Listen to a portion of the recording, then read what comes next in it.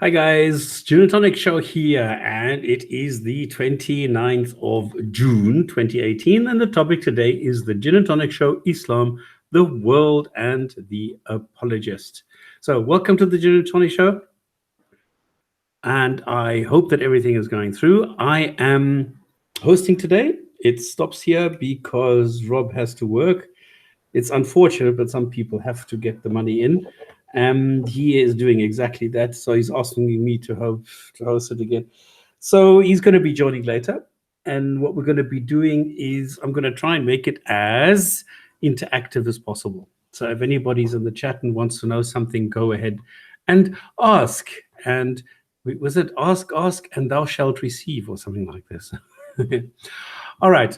We talk about Islam. We do not criticize Muslims. What we do is we look at the ideas of Islam, and we are critical towards bad ideas in Islam. This means that I don't hate Muslims. I don't hate the individual. I don't hate the people. I just hate the bad ideas.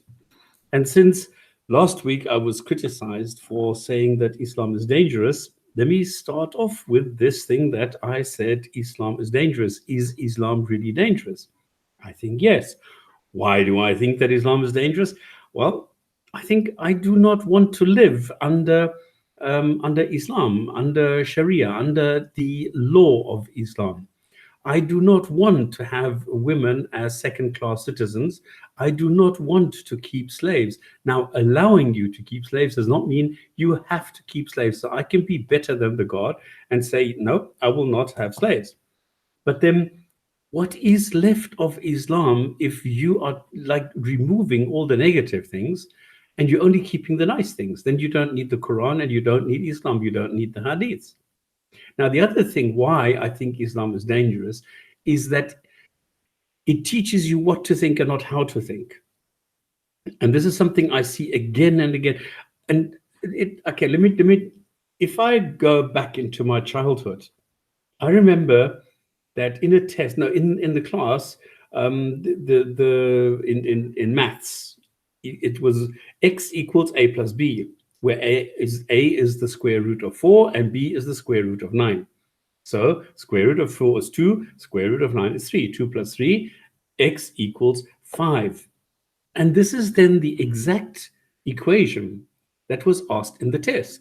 Please solve for x if a is the square root of 4 and b is the square root of 9.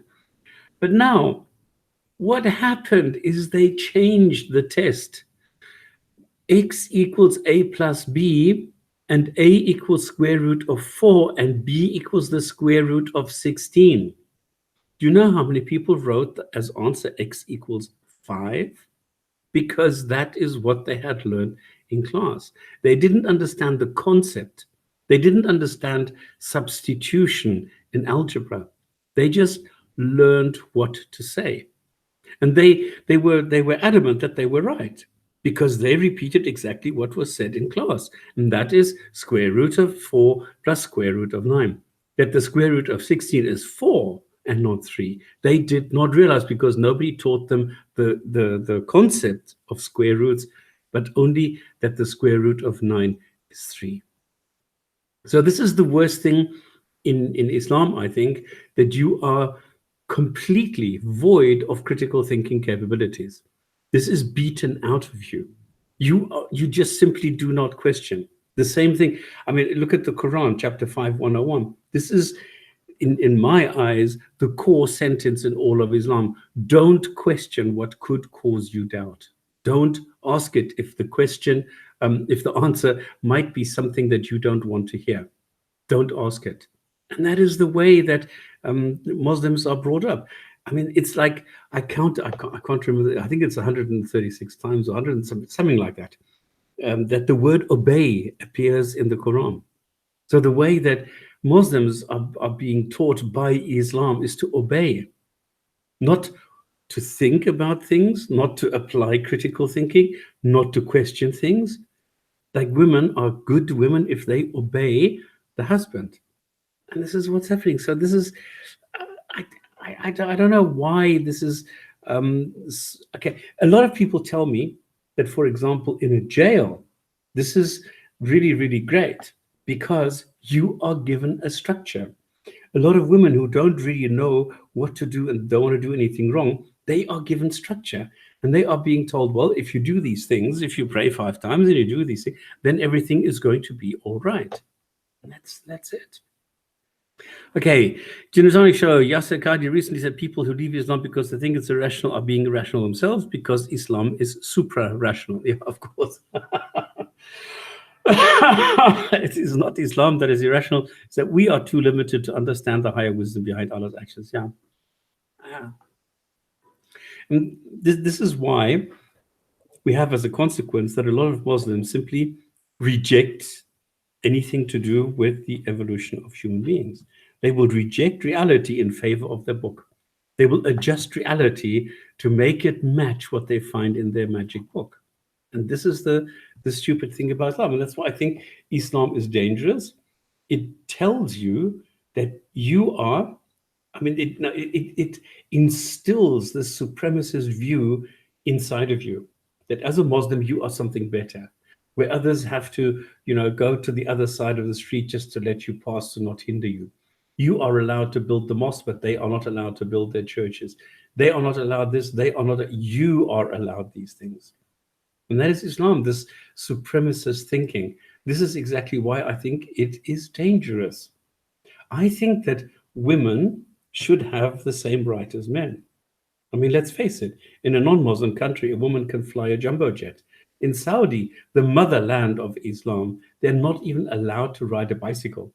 Now everybody is so proud that they're allowed to drive a car. Wow, after how many years, women now have a right, which is the right that men have had for the last 100 years, and that is to drive a car.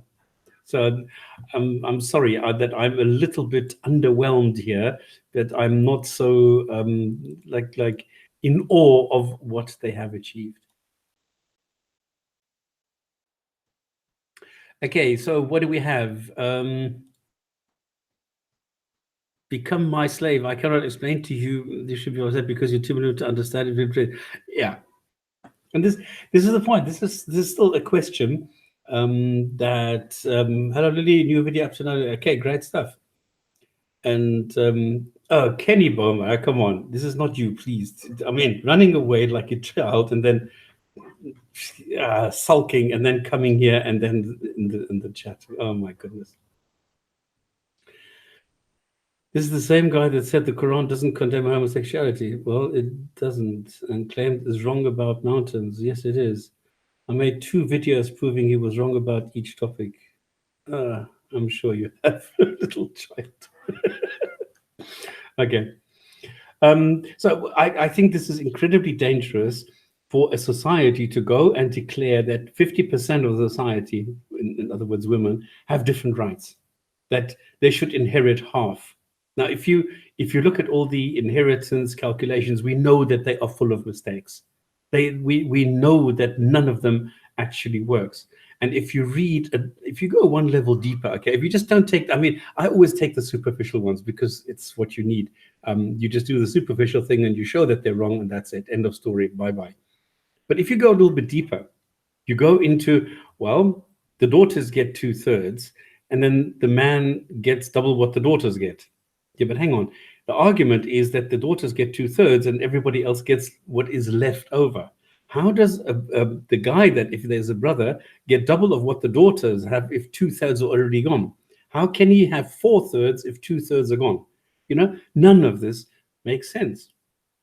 And then if the man gets double of what the woman gets, how is that possible if the Quran says that the man and the woman get 1/6 each in the case of the parents? So the man gets a sixth, the woman gets a sixth. So how can you then have the ruling that a man gets double what the woman gets or what the woman gets half of what the man gets? You can't do it. So the Quran is wrong on every single level every single time that you open the book. And the same thing goes if none of these convince you, just go and look what a sister inherits. Does she get a sixth, an eighth, a half, or what? There are different versions in different sentences. So none of these things are correct. And then these same people come to me and say, well, this is the way that it is because the woman does not need to spend any money on herself.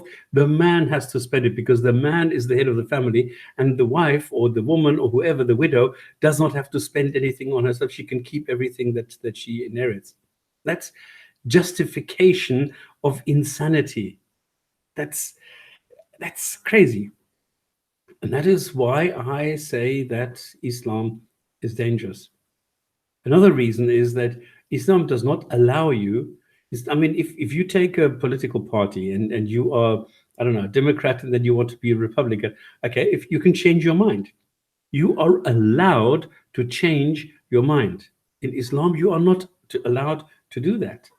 And that is what makes it dangerous, Maya. So, and I can carry on and on and on and on and on. What kind of examples there are why Islam is dangerous? I mean, just give me one example of what is not dangerous about Islam, because then the only thing that you will find are truisms or things that are universally accepted, and then you don't need Islam. Okay. Jinn&Tonic, what happened to the debate you were supposed to have last week? I mean, no, you didn't miss it. Ask the guy. He's here in the chat. He ran away. He's too scared to talk to me. Doesn't like what is happening, and he's blocking people. And I mean, he's just he's another dishonest guy who doesn't really know about Islam. He doesn't understand the Qur'an. He doesn't know the arguments. He doesn't anything. And then he says, when he contacts me respectfully, he thinks that he can demand respect. And then I will expose him in debate. Now, he's been exposed here every single time. He doesn't have a leg to stand on. And then he goes with his big mouth and he lies, okay? He just lies. And he says, I hate all Muslims. Now, how can anybody make that claim? Anybody who knows me knows that I have Muslim friends. I live in a Muslim country and I go out with Muslims. I have fun with Muslims. I don't hate Muslims. I hate Islam for what it is doing to other people, not the positive Islam. And we had an entire show on the positive aspects of Islam. So those things are excellent. It's just the rest that I do not like, and I think Islam is dangerous. Okay.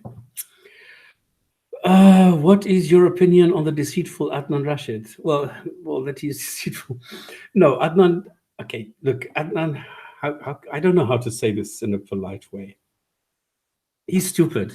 Okay, I mean, it's a toss-up between Ali Dawah and Adnan Rashid, who has the lower IQ. I don't know who would win that competition. And the thing is that he doesn't know anything. He doesn't.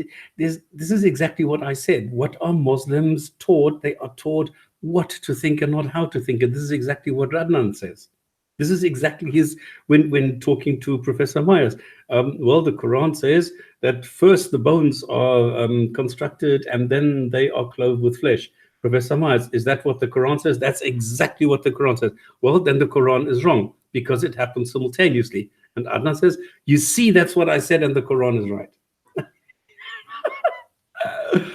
Oh, goodness. Anyway, so this is Adnan Rashid. So what can you do? Look what he did now when it came to the inheritance fractions. I mean, Jamie was standing on the box. He was just saying, look, you've got no leg to stand on. And what does he say? Well, how many tafsirs have you read? What kind of an argument is that? That's not an argument. That's stupid. I mean, how many tafsirs do I have to have read? By what name? But this is like Kenny also. He's also one of those idiots who says, yeah, but what is the name of the university? Like it's as though this matters. Oh, this is so funny.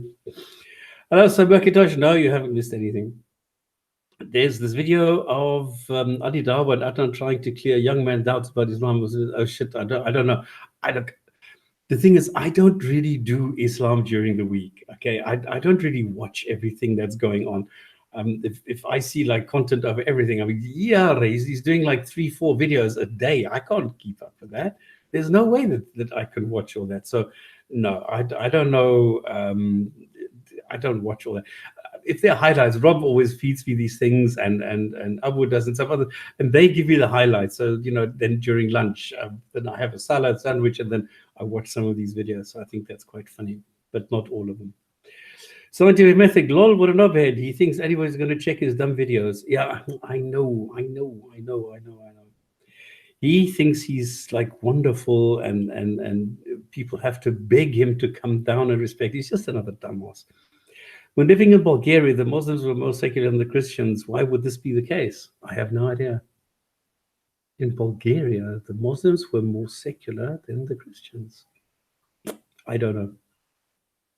Maybe the Bulgarian Orthodox Church or something was preaching to be non-secular.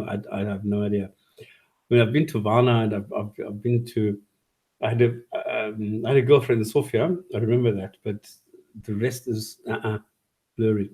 Wait a second. Are you the person who got crushed by Christian? Yeah, that's the one. I'm sure the guy was called Kenny Watch. That's exactly the guy. This is his big mouth. Yeah, he goes to Christian Prince. I will expose, like he's doing with me now. I will expose Stops. He says, I will expose Christian Prince. And then after 10 seconds, bing, gone. What do you miss most about the 60s, 70s, and 80s, respectively? Well, my age, most of all. I think 60s, 70s, and 80s, I saw progress. I saw development. I saw how people were opening up, how people came to terms with free speech, how they were experimenting. I mean, look at the miniskirt. Okay, I remember this big thing that the miniskirt is going to cause earthquakes and things like that. You know what we hear from the Muslims? It was the Catholic Church in those days, and then they had to come around. And then, things happened where abortion came around. We had reason and rational thinking, logics, and people were more open, things like that. Today, everything is going back. Today, everything is going more conservative. You're not allowed to criticize. You're not allowed to say what you want. You're not allowed to do this. You're not allowed to that. I think today is a lot more difficult than it was in the 60s, 70s. And of course, I'm not even going to talk about the music, okay?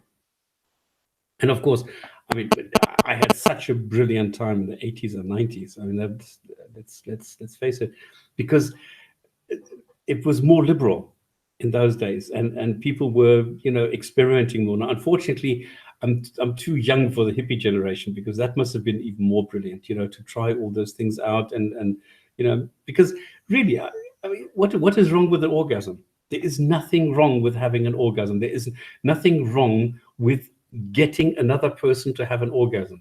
Okay, that is my purpose in life, to give girls orgasms. Okay, so I did this for 30 years. Now I've stopped because now I'm married, I'm a good guy, and blah blah blah. Now there's only one woman I worship and take care of. But in the old days, this was my thing. And what is wrong with that? And people tell me that I was immoral. Why was I immoral by doing something nice for other people? So I didn't kill anybody. I didn't do anything. And giving somebody an orgasm, I think, is not the worst thing to do. So I'm very highly unapologetic about this. Okay, this idiot Kenny wants you to watch his video, and then you comment, he blocks you. Exactly. You have to read all the Harry Potter books if you say this shit. Yeah, of course. That's the same guy, Scotty made fits, subscribe against Soccer. How can we encourage more scientifically literate people to come to Hyde Park? Okay, there you go. That's exactly putting the finger where it hurts the most. This is the thing. If you are scientifically literate, then I don't think that you're going to go to Hyde Park and debate, Damas Paul or Adnan or Ali or somebody like that. What are you going to do there? I mean, if I look at the way, and we can do this later, we can go and look at a hijab video and go through it step by step and take a look what he says. I mean, he doesn't understand anything. He talks about gravity, but doesn't understand gravity. And so what are you going to do there? You are the one who knows about science, and there was a video now with Shabir, and I mean, oh goodness, you sit there and it's like 5 face palms like in 60 seconds. He was talking to a lady, and he was talking, I mean, he was spouting so much nonsense. I thought to myself, no, please, why can't somebody go there and tell the lady, listen, this guy is simply lying, okay? He's not helping you in any way. And she was like, oh yeah, but science is this and science that. I mean, she didn't really know anything deep about science, but at least she had the basics. But she didn't know Muslims and she doesn't know apologists. So she didn't say, well, hang on, if you are so scientific and so oriented towards facts and evidence and everything, because he was constantly coming up with his evidences, why are you rejecting human evolution? You know, and that would have stopped everything. That would have stopped him dead in the tracks. But she didn't know this, and therefore she didn't go there. So, no, I don't think that people who are scientifically literate will go to Hyde Park. And if they do, I mean, look at Phil, the way that he is trying to educate people. He's really trying to be as patient as possible, trying to tell people, okay, this is where it's at, this is what happened, this is the history. No, that he didn't really say that. This is what he said. And how much of that is left after 2 weeks? Zero, nothing. I remember there was a session with Hijab and Ali Dawah. He explained it. He explained infinity. He explained Hilbert's Hotel. He explained all the fallacies and the difficulties and the problems and why this was rejected, why it was wrong. 2 weeks later, Hijab is saying the same identical fucking thing. What's the point, you know? Okay, Marshall, some aspects of Islam are problematic. I can't deny it. Welcome, excellent. Especially narrations, hadith, I doubt a lot. Absolutely.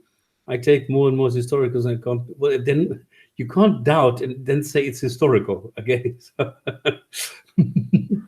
historical means that they are true, that they actually happened in history. You can't do that. You can't have historical and doubt at the same time, because Eastern Europe doesn't want global security. Was okay. That's Bulgaria probably. The Christian films look like a naughty child. Exactly. Make miniskirts short again. Yeah, but only the girls that can take it. Okay, because there was a time when every girl thought that she could take a miniskirt and they can't. Do you think Iran will return to secularism in the near future? Oh my God, that's a very, very difficult one. Ooh, I don't know.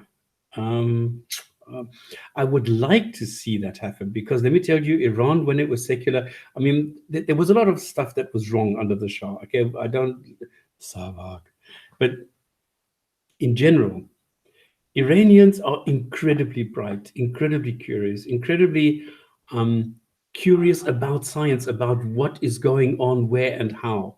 So they were highly educated. A lot of stuff comes from Iran. And I mean, if you take it 1,000 years ago, if you look at Khwarizmi and you take it, all these people, the polymaths, they were Iranians. They came from that region. I don't know why you have regions which naturally seem to bring out these kind of people. I don't know why.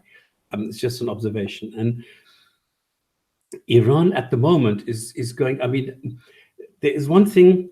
I wanted to do the news, and one headline I found, Iranians here. Iranians entered the fourth day of protests in Wednesday after the rial, in Iran you have rials, hit a record low of 90,000 rials to $1. Now, I remember it was 3 to 1, okay? Now it's 90,000 to 1. And the notorious shout, "Death to America," has changed to "Death to Khamenei." So, okay, let me mark this, that I've now gone through this, so I don't do this again. But this shows you that in Iran, I mean, where are the women protesting about the hijab? Where are women protesting that they don't want to wear these funny covers? And I mean, please, girls are incredibly good looking. I don't know why. This is another thing. If I go to some towns, and I'm sorry for UK girls, but it's not comparable to a city like Dallas or Budapest, and also Tehran, because the girls there are amazingly good looking. I mean, even my wife, okay, I was very lucky. I married a very extremely good looking woman. And even she said in Budapest, she says, "Oh my goodness, I would hate to be an ugly duckling in Budapest, because you stick out like a sore thumb, because there it's really exceptionally concentrated. I don't know why." So I think the secularism is built into Iran, and I think they will come back to this. I don't know if this is going to be good for Israel. I don't know if it's good for the I don't know, for nuclear program. I don't even know if the nuclear program is going towards a bomb. I do not know. But if I would love to see it more secular, because I think, because let's face it, with 1.5 billion Muslims, we have 1.5 billion wasted minds. Okay, only a small fraction of these 1.5 billion people are actually scientifically literate and are actually contributing towards science. There's a like maybe it's like 50 million, and that's it. So the rest is wasted because they believe in things like I said the last time. When we are discussing the responsibility of researching stem cells, they are discussing whether the wife is allowed to lie naked next to the husband. So this is a totally different realm. So I would love for people to be able to tackle the real problems that we have, and not whether the wife is allowed to be naked next to the husband. So okay, 80s had some great music. Exactly. Okay, I can't go to everything now. Tell me in Quran, who is Abu Lahab and who is the wife? Exactly. I mean, this is chapter 111, and Abu Lahab is, and his wife are being threatened horribly, and we don't know what happened. So you need to go read. Now, if you go to Qur'anists, this is quite interesting. They have their own story. They say this is just an analogy, and they go and reinterpret everything in the Quran. So if you go to freelife.org, which is a Quranist organization, and I spent a lot of time there, and I really enjoyed this, because I think if I were to be a Muslim, I'd be a Quranist. But this is pathetic what they need to go, the hoops they need to jump through. And they say also that 5 prayers are mentioned in the Quran. Well, they're not. They're not. And this is very easy to prove. Anyway, so show just took an interesting turn. Lily, I think I know what you're talking about. Oh, no. Shit, now I lost it. Where was I? You can't fix stupid. Raj kidding it again, Peter. Rob's buddies and Eastern speaker at Hyde Park. Yeah, Phil is brilliant, really. Raj, you got everything spot on, mate. Yeah, Raj is one of a kind. I mean, he's like, I love the guy, really. He's so laid back and so quiet, and then he comes up with this statement, and it's just like boing, and you hear the bing, bing, bing, bing, bing, spot on. I saw that video from God of the Gaps. Oh yeah, I mean, Shabir is also.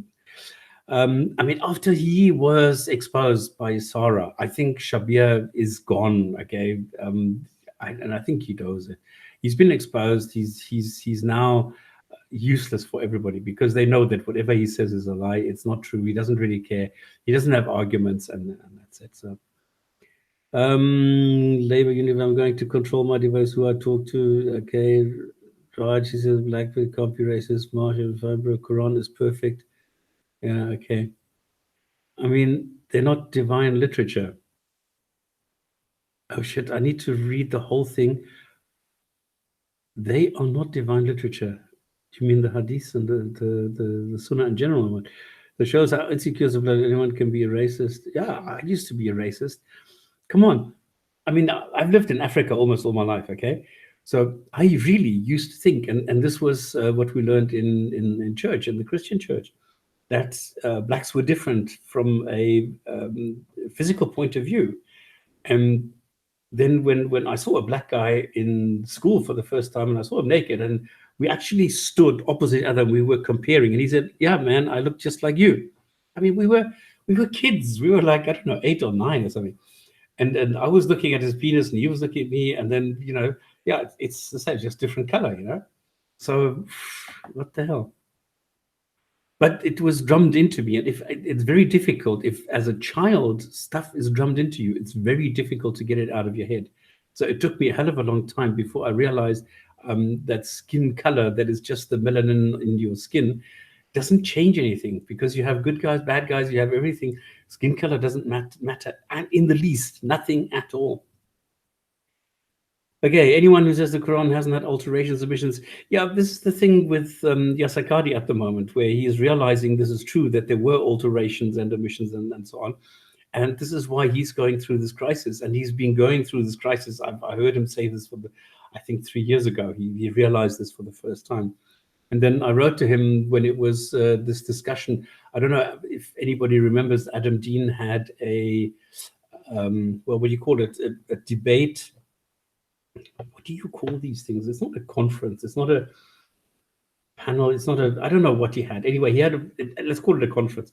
He had a conference where he invited all the names, Muslim names of Muslim scholars, apologists, all sorts of people, to go and discuss evolution, human evolution. And it was quite funny because Dawah man, this the funny guy, where's Vidu? I wish I could do like Vidu does, because he can switch into Dawah man. And he made a video afterwards saying this cannot be taken serious because this Miriam Tsera something, who's also changed. I mean, she doesn't wear a hijab anymore. She used to be an actress, became Muslim. I don't even know if she's still a Muslim, but she stopped wearing the hijab anyway. And she was hosting it. And Dawah ma'am, not Dawah Films, that's Kevin, that's another character. Dawah ma'am complained that a woman was hosting a conference, and this was his reason to slam evolution, because a woman was hosting a conference on evolution. Oh, this was so funny. Again, he tries to be very rational. Sorry, the point that I was trying to make is that Yasakadi then showed that he hasn't got the slightest clue of what evolution is, because he was talking, yeah, he can understand animal evolution, but not human evolution and not the origin of life. So I don't know why Christians who are too stupid to understand evolution go and influence Muslim apologists, who then repeat all this nonsense about origin of life being part of evolution. And I don't understand why Muslims then go and take it. That's quite funny.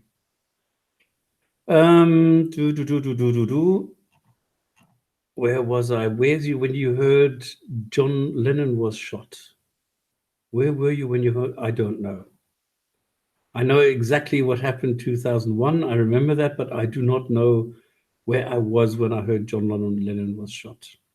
I just know that I was very sad, because I thought, okay, here's a guy, all he wants is peace and quiet. And I mean, he was a crackpot, okay? I will make no, yeah, I think he was a crackpot. But I still think he didn't deserve to live. I think he could have still contributed something meaningful to mankind. So Quranism doesn't work. No, it doesn't work. But I think it's more honest than taking the Sunnah way. I know this one. He was giving someone an August. There's a new guy, Sam Guerrand. That's a Quranist hero now. He's so boring. Yeah, I know. I've also challenged him, but he blocked me. Shabir shouldn't waste his time. The guy lives so far away from London, he should spend his Sunday with. Yeah, exactly. I found earlier YouTube that what is your opinion on Mufti Abu Laith? Okay, this is something interesting, okay? Number one, he's still deluded, okay? Let's make no mistake here. Number two, what he's trying to do, he is trying to marry Islam to the 21st century. Now, is that possible? No, that is not possible. This is why you cannot really reform Islam. You cannot reform it. You need to really change it. You need to come up with the Quran 2.0, because you need to take out all the shit that really doesn't belong into the 21st century. And there's plenty of that. So you can't take the Quran and say, okay, we renounce this and we declare this to be superfluous. You need to redo it, because there are far too many people who put far too much, what do you want to call it? Trust, meaning, whatever. The Quran is put on a pedestal. And this is why I go and destroy the divine origin of the Quran wherever I can. Because by doing that, I destroy the number one belief that Muslims have, and that is the divine origins of the Quran. Now, what Abu Laith is trying to do, he's trying to say, well, let's go away from the literal Wahhabi, Salafi kind of interpretation, and try and bring some common sense into this and take the knowledge that we have from the 21st century. Okay. Can you do that? No, because you can't say, well, a woman inherits the same as a man. You can't do that because it says the opposite in the Quran. A woman inherits half. Okay, so what they're then trying to do is then, okay, if you fear, even if you just fear that there is some sort of, well, I don't know, resistance from your wife, then you do step 1, 2, 3. And the beating is now being reinterpreted as being you leave her, which is also cruel in my eyes. It doesn't make it any better. And 1,000 years of interpreting the word beat as beat and now changing it into leave, in my eyes, I'm sorry, it's dishonest. And what Abu Layth is doing, he says, well, let us change it and now make it go away from beat and make it go into leave. Okay, what do you do with 424? You can't take 424 and suddenly make it into something else. You can't suddenly say that the slave girls that you want to have sex with, that you can have sex with them if you want to, even if they are married. You can't just simply go and say, well, you can have sex with them, but if they're not married, or you can't have sex with slave girls. Okay, but this means that you really, really, really need to change a lot in the Quran. So my opinion on what this Abu Layth guy is doing is it's great, it's super. I enjoy that, and I think it's great that there are people who are actually thinking about this, how to modify Islam and bring it into the 21st century. But unfortunately, this is going to fail. I like his brain. I like some of his ideas. I like some of his concepts that he's talking about. He is a humanist to a great extent, absolutely. But his quest, I don't think, is going to be successful, unfortunately. Okay, stop. Mr. Procletius, stop. Why should I stop? When was this written? Shit, there's no timeline. And I'm a little bit behind. Really commend what one also, this one YouTube watch the will check out the one you suggest around a terrible fight on highway in Nigeria today. Okay. This is what happens when Rob takes a day off. No, he's working. He's not taking a day off. Ali Dawah slagging off ISIS and Chowdhury. It'll be interesting having to have a debate. Okay. And now he's jumping again to the end. Content over everything. There's content over everything here. Women don't inherit the same as man because man is the bread earner. Duh. She gets her own wages and keeps no one out of it. Exactly. This is the recommendation by Muslims. So this is the justification for having women a degree below men. So this is sick. This is really outrageous. This is vile. Okay. Is it safe to call Rajat the rabbit? At what point in your life did you realize Islam was a problem and that you wanted to actively fight it? You know, I think I realized that there's a problem when my boss was in his office, and this was on the, I don't know, 38th floor or something. I mean, he's the CEO of one of the biggest companies in the world, and he is getting up from his desk because everything is glass, because all the sea level floor that they have, everything is made of glass, and you can see them. He gets out of his like multi-hyper modern chair, gets down on his knees in some, I don't know, direction, and does his prayers, and then all the others see him and they all follow suit because he was in the first office and they were all sort of behind him because Mecca was in that direction, and they saw him and they all followed suit. And I thought to myself, how can it be that these guys are running one of the largest companies in the world and they are lying on their knees here during a normal business day and submitting to some imaginary God? And I thought, now come on, is this what Islam is doing to a brain? And I thought, no, this cannot be true. And then the same man later, I mean, you know, like this was after a meeting, he said, okay, let's discuss the strategy and da, da, da. And then, did you know that there are scientific miracles in the Quran? Come on, this is a respected member of society, one of the top ranking guys on this planet, and he's telling me that there are scientific miracles in the Quran, which everybody knows is not true, which everybody knows is absolute stupidity. And then here's this guy asking me, did you know that there are scientific miracles in the Quran? And at that point, I realized, shit, there's something seriously wrong. Now, later on, I was sent to Kabul to sort this out because they were having a problem with corruption and blah, blah, blah. So then when the Taliban attacked the hotel that I was in, and they wanted to kill me, okay, I saw the hatred. I mean, come on, I saw the guys, okay? I just managed to jump behind this thick pillar, and this is why I'm here today. I saw the hatred because I saw one guy, okay? He was running, screaming at the top of his head, Allahu Akbar, and at the same time firing into the lobby with his gun. And then he saw me and then swerved the gun around. But at that point, I was already behind the pillar. But I saw the hatred in his eyes. And this is how he was pumped up with adrenaline because he knew he was going to die. Okay. He knew this.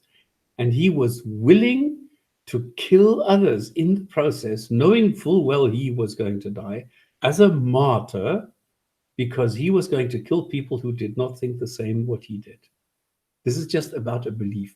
Because these people do not believe what he believes, they ought to be killed. And that's when I realized I needed to do something about this. I needed to understand what was driving these people. And that's when I started reading. And then I went and I read.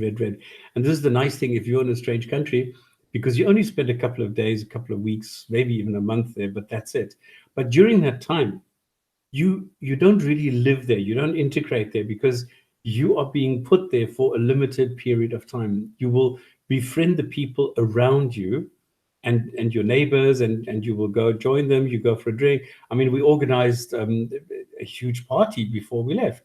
We bought like 3 kilograms, I can't remember, 10 kilograms of shrimps or something, they were very cheap there.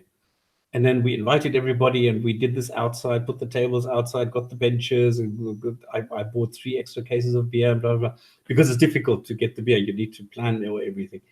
And then we had a huge party outside.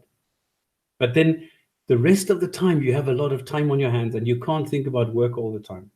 So I did spend a lot of time on Islam, talking in the mosques, talking to imams, talking in the Islamic centers, talking to scholars, talking to people. And that's when I gathered information to try and understand. Okay, that was just, I'm talking too much. Get content or anything for a change. Jinn&Tonic show. Okay, content. Do you want to come here and talk about you a little bit? I don't know. If you want to, go ahead. Send me a message on whatchamacallit, Facebook. Actually, you know what? I just realized I did not block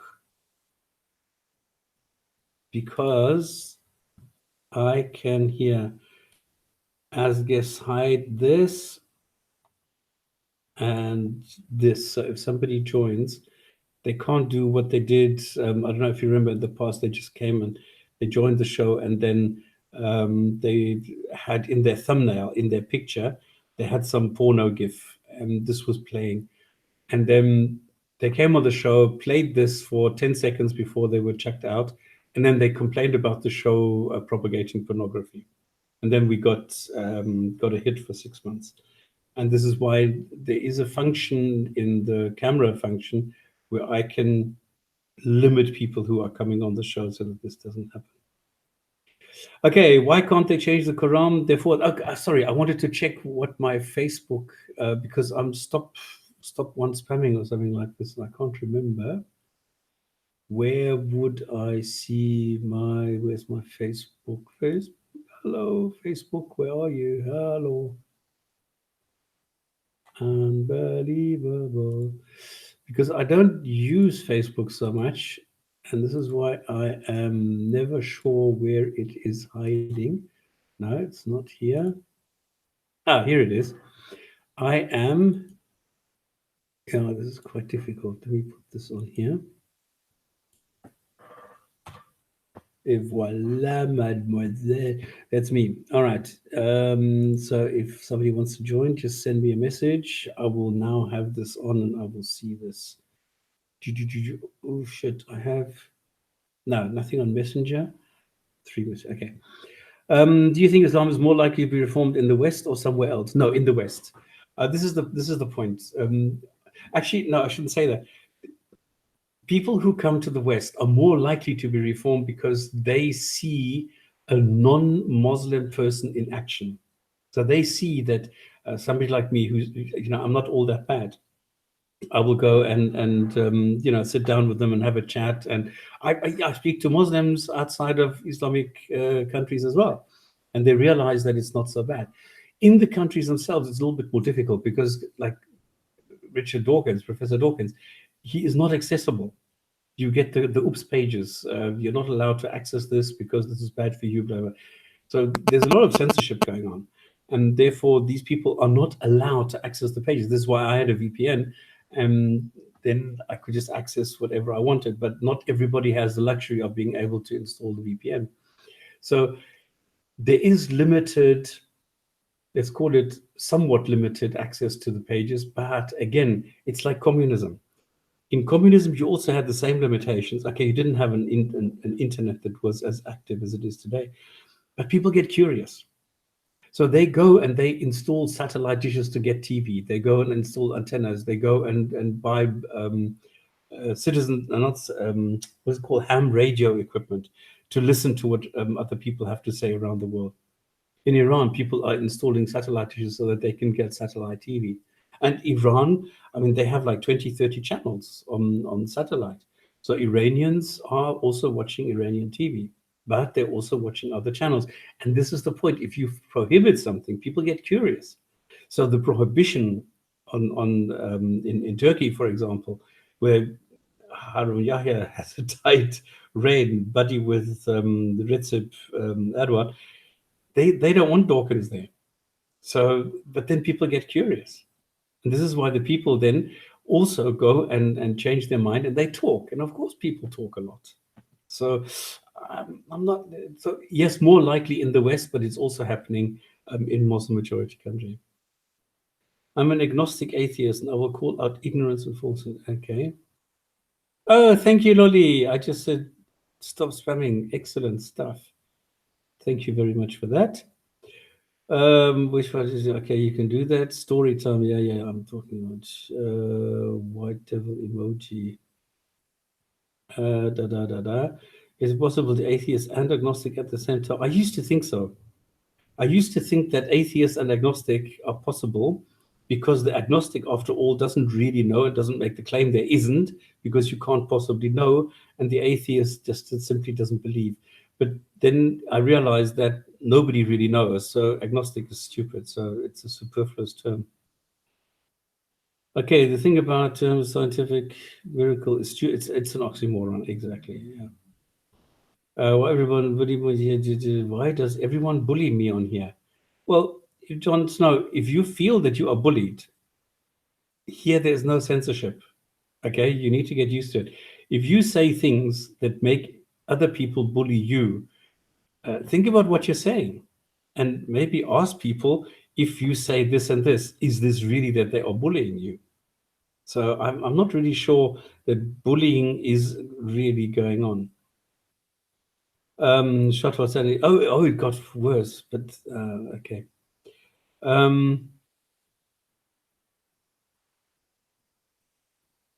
What do you think of the woman in the what?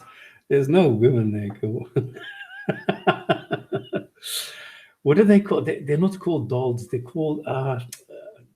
There's a name that he gives them. Yeah, that's quite funny. I was religious up until 14. Yeah, okay. Why are you such an Islamophobe? TJ, I don't know, really. I am so Islamophobic. Does everybody know what Islamophobe is? I mean, we know Islam, it's the political ideology, and a phobia is a malfunction of the brain. So that means Islam is a malfunction of the brain. And people still use this word. Why do atheists not talk about Islam that much? It makes me upset. I wish there was more atheist channels. Well, I think. Well, look at me. I'm pretty depressed about this because look, how many channels have I lost? I mean, I had millions of views. I was really. I mean, one video was getting. I think when the channel was taken down, it was on 2.7 million views. One single video. I've got a video now. The highest one I've got is like maybe 500,000, and that's it. Then when I started the Imam family, look how long it lasted. Half a year, poof, gone. Because some Muslims couldn't handle the criticism. They couldn't handle that I was reading the Quran and I was giving them my view of what I was reading there. Because for me, in the name of God means it needs to be a third person saying in the name of, because it can't be the person itself saying in the name of. And that's why Fatiha, the number one chapter in the Quran, can't possibly have been written by God. And there are scholars who agree with me. Okay, there's a lot of scholars over the years, over the centuries, who said Fatiha was added and blah blah blah. It was not something that was part of the original Quran. So there's a lot of people who agree with me on this one. So it's not that I'm making outlandish claims. I'm looking at the logical side, and this is what I'm doing. So here we go. Okay, are you racist against Scientology? Oh, absolutely. The race of Scientology, that is something that needs to, they need to be strung up by the necks immediately from the highest crane. Or what is it here? I know too much about it, hence Islamophobia. Yeah. Irrational fear or hate for Islam Muslims. Okay, this is the problem. Jon Snow, I'm going to bully you now. Number one, you can't put there Islam / Muslims. Islam is something very different than a Muslim. Islam is an ideology. It's a collection of ideas, okay? A Muslim is a person. Now, where I find that Islam is dangerous, I will never say that Muslims are dangerous. I welcome every single Muslim because they are a human being. It's up to the human being whether I like them or not, but not up to the ideology that they follow. If somebody keeps quiet about their religion, if somebody keeps quiet about their belief, no matter how pernicious it is, I don't fucking care. You can believe in, it doesn't matter what you believe in. It really doesn't matter. If you want to believe in Cinderella being real, fine, suit yourself. But don't come to me and expect me to believe the same thing and threaten me with something if I don't. Okay? And this is why I'm bullying you now, that do not make it Islam / Muslims, two very different things. The next thing, hate. I am allowed to hate. I hate the Taliban who came and attacked the people in the hotel, who shot the guy who gave me my keys every single day for months, who just had another baby, who was happy to be alive, who was a great person. He was a Muslim and he was the first guy to be shot by the Taliban. I hate those Taliban with a passion. And I think I'm entitled to this hate. Now, I don't hate Muslims. I am afraid of Islam. That is correct. And this is not phobic. This is not a phobia, but this is real fear of Islam because of exactly that. Where Muslims are simply going around talking absolute shit, like this Kenny Boma, who calls himself an imam and lies through his teeth. A Nadir Ahmed, who lies the moment he opens his mouth. Look at Shabir. Look at all these people. Look at the hijab guy. Look at how many lies a minute they are spewing. And then if you criticize them and say you are lying, then they're all upset. Now, that is dishonest. Are they dishonest people, or did Islam make them into this? Is Islam telling you you need to go and defend your Allah because your Allah is too weak to do it himself? There is no irrational fear here. It's very rational that I am afraid of Islam. I am afraid of Sharia. I am afraid of the domination and the oppression that I will feel when Islam takes over. And that is very, very real. Okay. I hope you feel bullied, ravished. No, ravaged, sorry. Can you fear Islam without fearing Muslims? Oh, absolutely. Without Muslims, Islam is just stuff written on a piece of paper. No, no, no, no, no, no, no, no, no, no, no, no. Islam is a collection of ideas. I fear the ideas that Islam is made up of.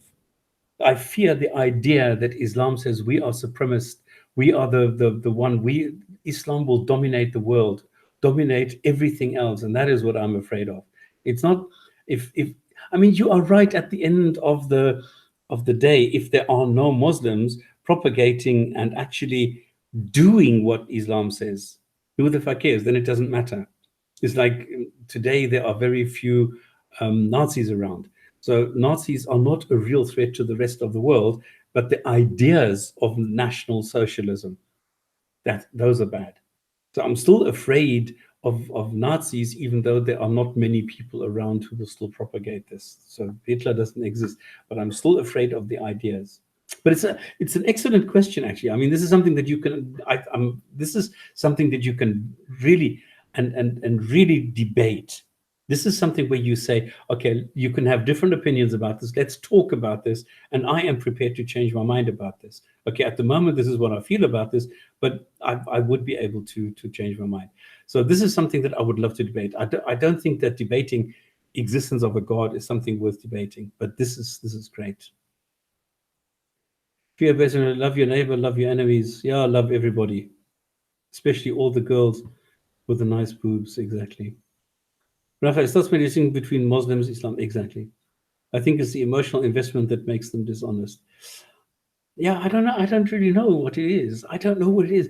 Because you have people like Hijab, who obviously is more intelligent than an Ali Dawah, for example. I mean, Ali Dawah is like as dumb as a doornail. So, but he still lies. Okay, he still says things which, you know, we can watch a video with him, and I'm thinking, what the hell makes this person now say these things? He throws around Nietzsche and Schopenhauer and blah blah, but he doesn't understand them. He doesn't understand Plato. So why does he use the names? Obviously, he's read some of these guys, okay, which is much more than 99% of the Muslims have done. And this, okay, I will commend him on that, but he doesn't understand it. So is that Islam, or is that now the personality coming through? I don't know. Islam is the mother lode of bad ideas. Yeah, unfortunately. Did Ozzy change your mind on the definition of a? No, he did not. No. Ozzy has a very old-fashioned way of looking at things. I don't think that, and I will stick to this. I don't think that atheist is a real word, is a real term, is something. I don't think atheist exists. I don't think so. I think what we have at the moment, no, if I look at myself, I am not an atheist because there's far too much baggage attached to the word. Okay, so this is why I'm saying I am not an atheist. And somebody on Facebook said, "Yeah, but here's the definition of atheist," and he came up with one of these really stupid words from some Christian dictionary, denying God. I mean, it's so illogical. You can't deny what doesn't exist. So why would I deny what doesn't exist? It's so stupid. But people do this. They get personal because they think that by attacking you personally, that they are making a point, which they're not. So I'm saying I'm not an atheist because of the baggage attached and associated with the word atheist. I prefer to call myself something, a human being. Now, am I an A racist? You betcha, I'm an A racist. I'm also an A dragonist. I'm a lot of A's which don't exist. So why should I be an A theist? I'm not. Why? Why is being a theist something like the norm? It's not the null position. It is not.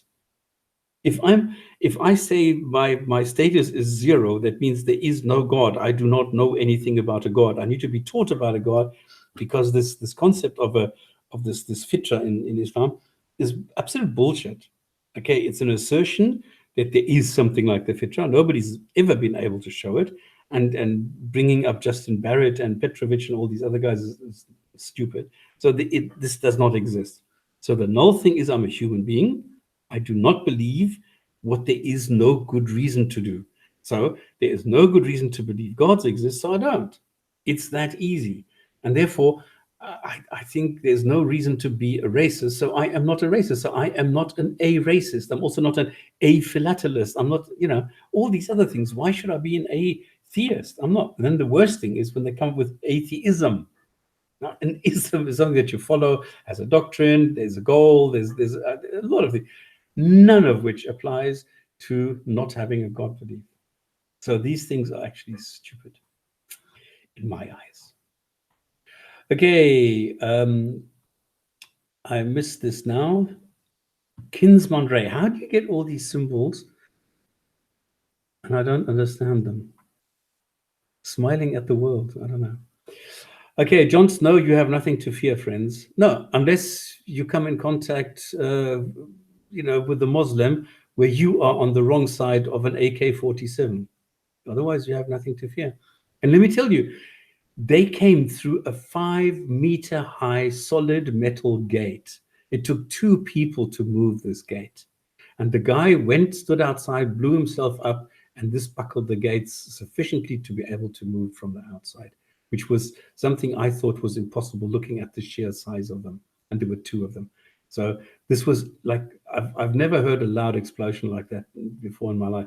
Now, the first explosion I heard was when the ANC blew up a car. And this was incidentally also just a few minutes after I came up. I went home from work early.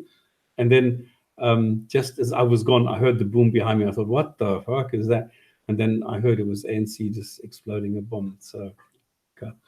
Anyway, so this was also very, very loud in the hotel because it was just a few, it was just around the corner. So, okay, why so religious? Okay, coming to you just now. Hijab is a smart guy, but he defends nonsense. Exactly. Like a smart lawyer trying to defend Bashar al-Assad from the war crime. Yes, that's exactly. And this is also something that I would love to debate, whether it is an absolute necessity to have a dictator in a Muslim majority country. Because I see all these Muslim majority countries and they're all run by dictators. As soon as they're not, it's a problem. So I'd love to debate this with somebody and get different opinions here. Is it sinful to lie about Islam because it's perfect and doesn't require innovation? I don't understand. Yeah, we went through all the positive aspects of Islam and we put all that on screen. So it's part of that. And this innovation, absolutely. But the innovation itself is also now something that requires interpretation, what innovation is. Because I made a video where I explore all this. The video is called something haram. No, knowledge is haram. Knowledge is haram. And there I explored this because there was a debate with sources in, was it Sydney or Melbourne? I can't remember, in Australia in any case. And the guy made the statement and everybody was like, whoa, whoa, whoa.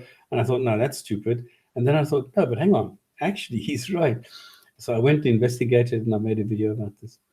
If Nietzsche is correct, then we have to create our own values. And I believe he's right. This is the way that it works. I'm an atheist because I believe in omnipotent, omniscient, maximally good God does not exist. Exactly. It means you have arguments about your position. Okay. Jon Snow, I don't think Sharia will be established in the West ever. Well, excuse me, it is. Why do you think you have Sharia courts? In the West, no, it is marriage is anyone not in the 7th century wars. But that's exactly the point. This is why I'm so afraid of Islam, because they're bringing back the morality and the culture of the 7th century. This is exactly the point. Okay, let me quickly take care of why so religious. Religious, what you have to do is you have to get me into a messenger, you have to message me. Because otherwise I can't, can I send this back to you? Now you can see, I think you realize by now that I am a Facebook illiterate person. Here we go. Yep.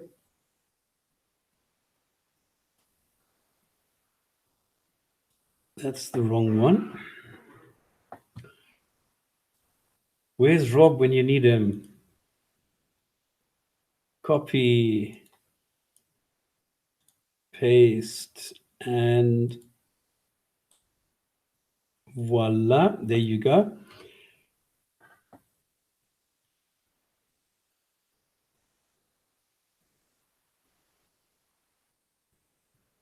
See if that works. And I used to go, I remember I used to go, this was part of my routine, to go to Twitter, to do all these things in preparation for the show. And now that Rob has taken over, I don't do these things anymore. I forgot how to do this. So I'm becoming lazy. Okay. Why does he take, I don't know why they closed my Stop Spamming, because they said, no, I'm not allowed to have Stop Spamming. I need to have a normal name. So I came up with the guy. So I went to the net. I said, give me an ID, and he came up with this Bernard guy. So I'm abusing. I don't know if he ever realizes that I'm taking his ID, but I put him into a totally different continent, so I don't think it's that bad. Okay, I only mentioned the lying thing because it's handy if you know a Muslim is lying to you. Okay, should dictators Muslim will be removed or kept in power to maintain his. Exactly. This is a debate that I would love to have with somebody, because I don't really I'm undecided, because I'm sometimes thinking, okay, what would have happened if Hussein had stayed in power? I mean, Gaddafi also. What would have happened if we would have turned a blind eye to the problems that these people have created or caused or whatever? I don't know. I don't have a ready-made answer. I've never been able to finish thinking this, because I always go left, right, and then I get muddled up. That's why I'd love to have somebody debate this with me, to keep me on track and see if there are other ideas or something on this, because I can't make up my mind. You didn't mention the only true Sharia is the one you find yourself living under. Because wasn't need to inform you. What do you think of the ANC? Well, ANC is, I mean, it used to be a terrorist organization. Then they were asked to go into power and say, okay, well then, bloody well, here you go, take over. And that was a disaster. So now even blacks hate the ANC. I was never a fan. Okay, I never quite understood the hype they made about Nelson Mandela, even though I did like what he said when he was released. I thought it was atrocious that he was on Robben Island for so long. But he was considered a terrorist. Okay, at the time, he conspired to build bombs and kill people for the belief. Okay, we had in South Africa, there was a problem. Okay, now I hated apartheid, because I thought it was unfair to leave people and say, yeah, but looks, the blacks are not so developed. I said, yeah, but it's easy for you to say they're not developed if you are not helping develop them. You can't say we're not developing. You can't say they're not developed if you are artificially holding them down. And then this changed. And then I saw this in the 80s, where you had more schools, you had more education, and then a very gradual process happened. Like my boss was a black guy.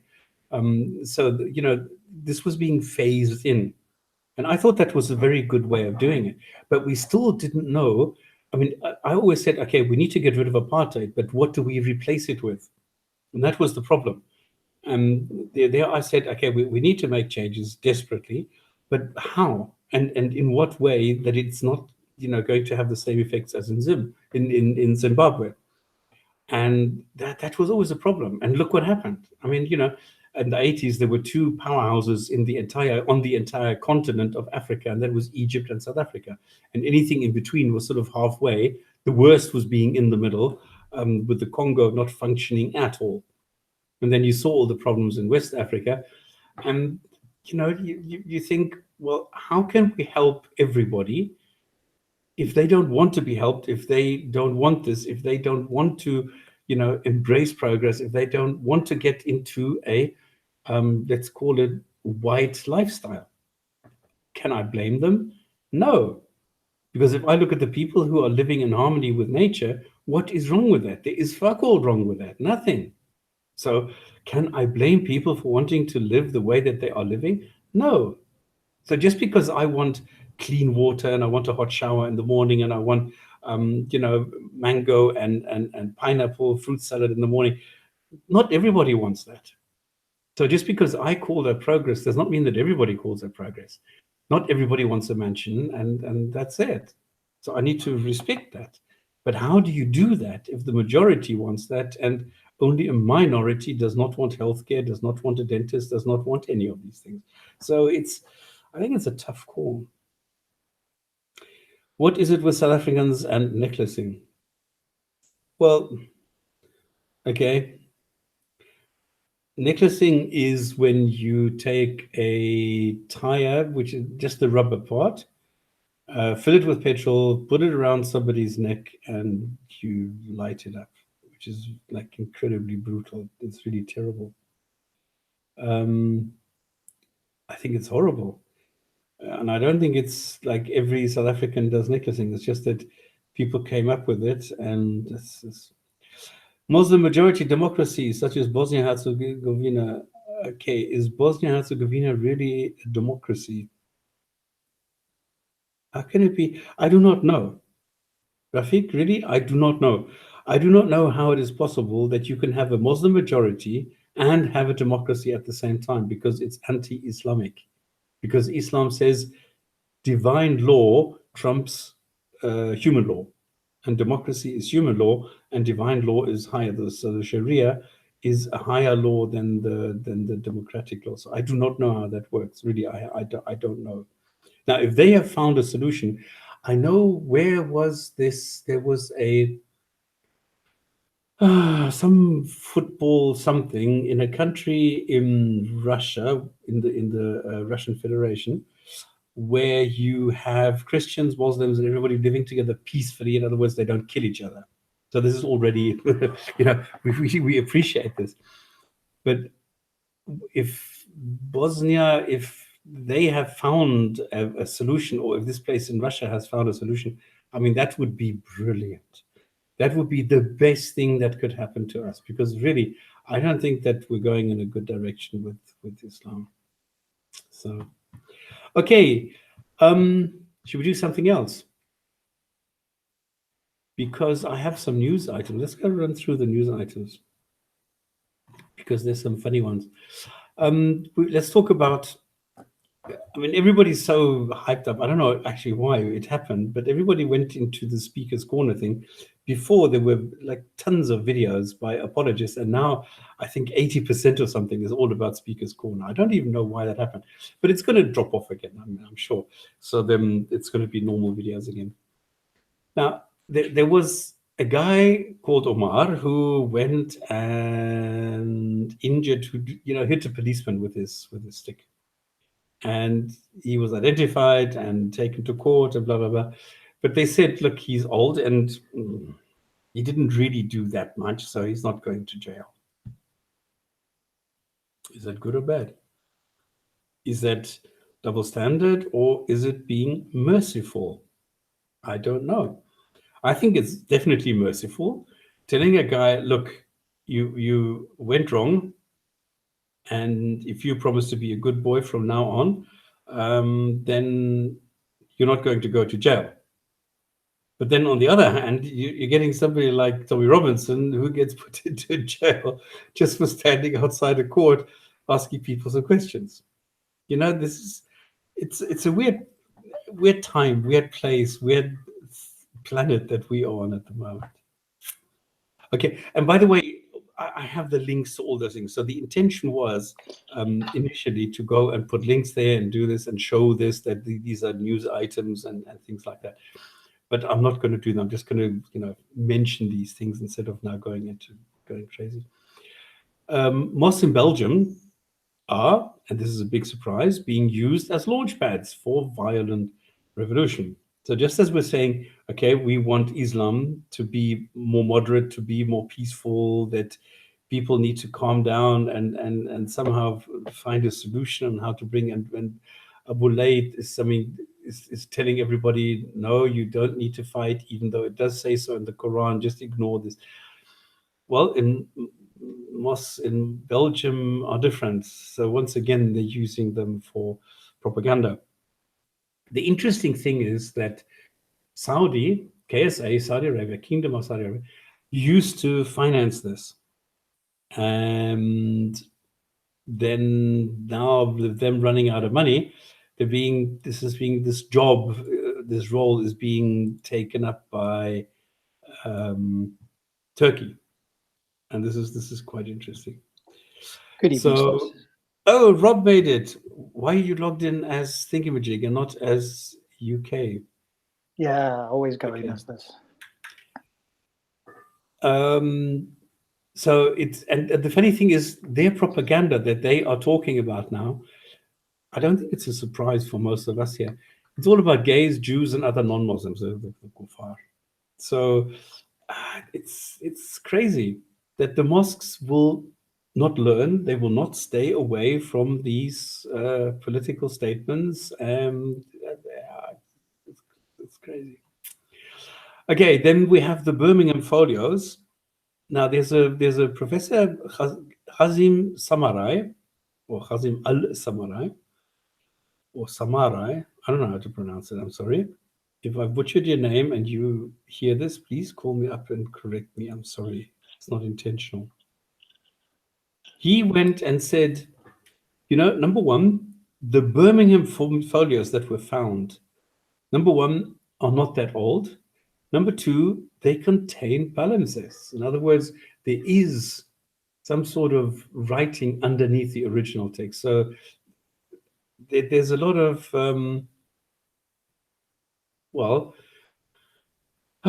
mysticism being quenched here, because he is saying, look, this goes back to like 900 CE. This is like 200. This is second, third century Hijra. So the Birmingham folio is by no means from the days of the Prophet. It's not that there are no palimpsests at all, and they are not originals, and they are not this, and they are not this. So, all these the big hype around them. He says, come on, yes, they're old. Yes, they are part of the Quran. Yes, this, but let's just let's take it easy, and let's just with some common sense. That's it. Okay, then we have, this is quite funny. This is also a debate I would like to have, okay? Because New York's newest Democratic Party candidate for Congress, I don't know if anybody is following this, but this woman, Alexandria Ocasio-Cortez, she's a Hispanic, and she's stunned, and this is the word, the political world, by taking Joe Crowley, who was a given, who was like a, money in the bank, for decades, and now this young lady, 28 years old, I think she is, just ousted him and said, no, it's me now, and she's a Democrat, and she's going to go into Congress.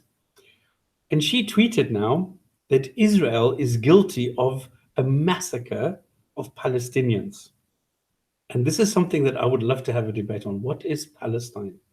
Because I went to look at the maps, I have not found Palestine. There is one single map where the south of Syria, and this is a huge area, is called Palestine, and then it became Jordan.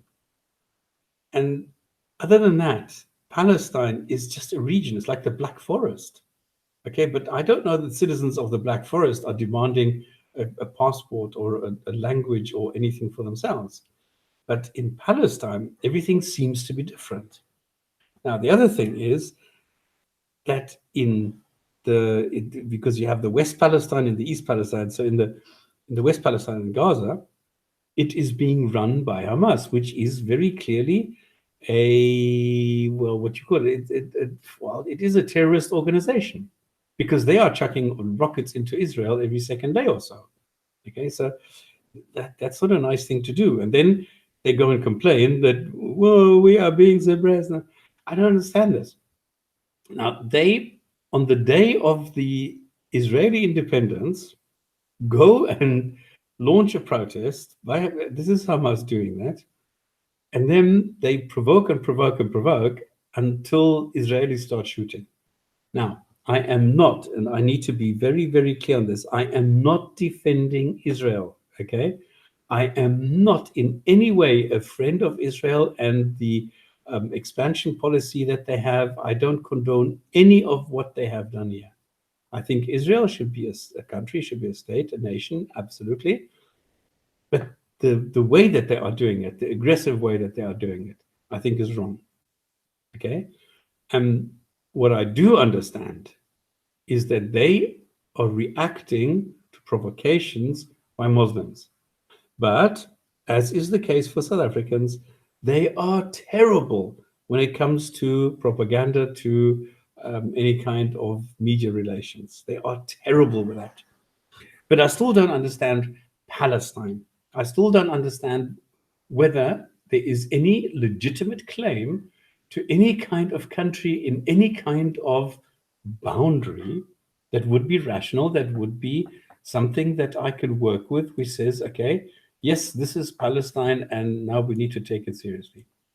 So this is something I have not made up my mind on. I maintain no, but I would be able to change my mind on this if presented with any kind of rational evidence here. Okay, thousands of Syrian refugees, and this is now this is the funny thing. Now in South Africa, remember that in apartheid days, and I'm talking about middle of 80s, I went to a guy because we had a party, and I don't know why I love talking to blacks about politics and that. And we had a catering company there, and I talked to the guy who was organizing it, and I said to him, listen, what are you doing here? Where are you from? And he says, well, I'm from up north. I'm from Zambia. I said, okay, why is it that you come from Zambia, where you are a free person, okay, and you're coming here to an apartheid state where you know that you are going to have certain restrictions? I mean, the restrictions are not like what we had in the 70s, but you still have restrictions. And he says, and I will never forget this. He says, my friend, there is a difference between dying in freedom and living in an apartheid. And this was the point. He was very realistic. Yes, in Zambia, you did have freedom, but it was not a functioning country. Okay, a lot has changed. Okay, now it's a lot different, but I'm talking about 30, 40 years ago. And he says, I would not have had a chance to do anything, to have a life, to have a family, to own a house, to drive a car. I would not have had the possibility of doing that in Zambia as a free man. Here in apartheid, I can do all these things. Yes, I have restrictions. I can't do certain things. I can't remember what he told me. This I don't remember. I just remember there's a difference between dying in freedom and living in apartheid. And this is a very, very big point here. Thousands of Syrian refugees have begun to crowd near Israel's Golan Heights at the border between Syria and Israel, wanting to go in. Now, why would anybody want to come to the hated Jews? And this is exactly the difference that we're talking about: to live with the Jews or to die in freedom. And I think this is the same difference. Sorry, did you want to say something, Rob? No, sorry, carry on. And now we have thousands of these refugees in a town called Rafid, and trying to get into Israel. And this is the funny thing now. What do you do? Do you give up your hatred of the Jews and go and live with them? Now, the funny thing is, in Israel, Muslims are not being oppressed, whereas Jews, well, we know about the dhimmi status and the jizya and things like that. This doesn't exist in Israel. In fact, there's a Muslim in the Knesset, in Parliament. Okay, so I don't think that you will find any kind of Jewish, what's it called it, government official in Saudi or something like that. So, as the Syrian regime keeps up its bombardment of rebels in the south, there are concerns that the refugees and spillover from the fighting will pressure Israel to intervene. Because the second time, because this could end up being another border confrontation, much like what we've recently seen with the Palestinians in Gaza. So tens of thousands of refugees are crowding along Israel's borders, including ISIS. Okay, so Israeli authorities must not give in to the suicidal naivety of the Israeli left, which is the same as in Germany, which will no doubt be clamoring that these people be let in. It would be letting in a Trojan horse. And these are, I think, valid concerns that you must have. Whether it is correct or not is a totally different story. It's just something that you need to be aware of and that needs to be addressed, I think.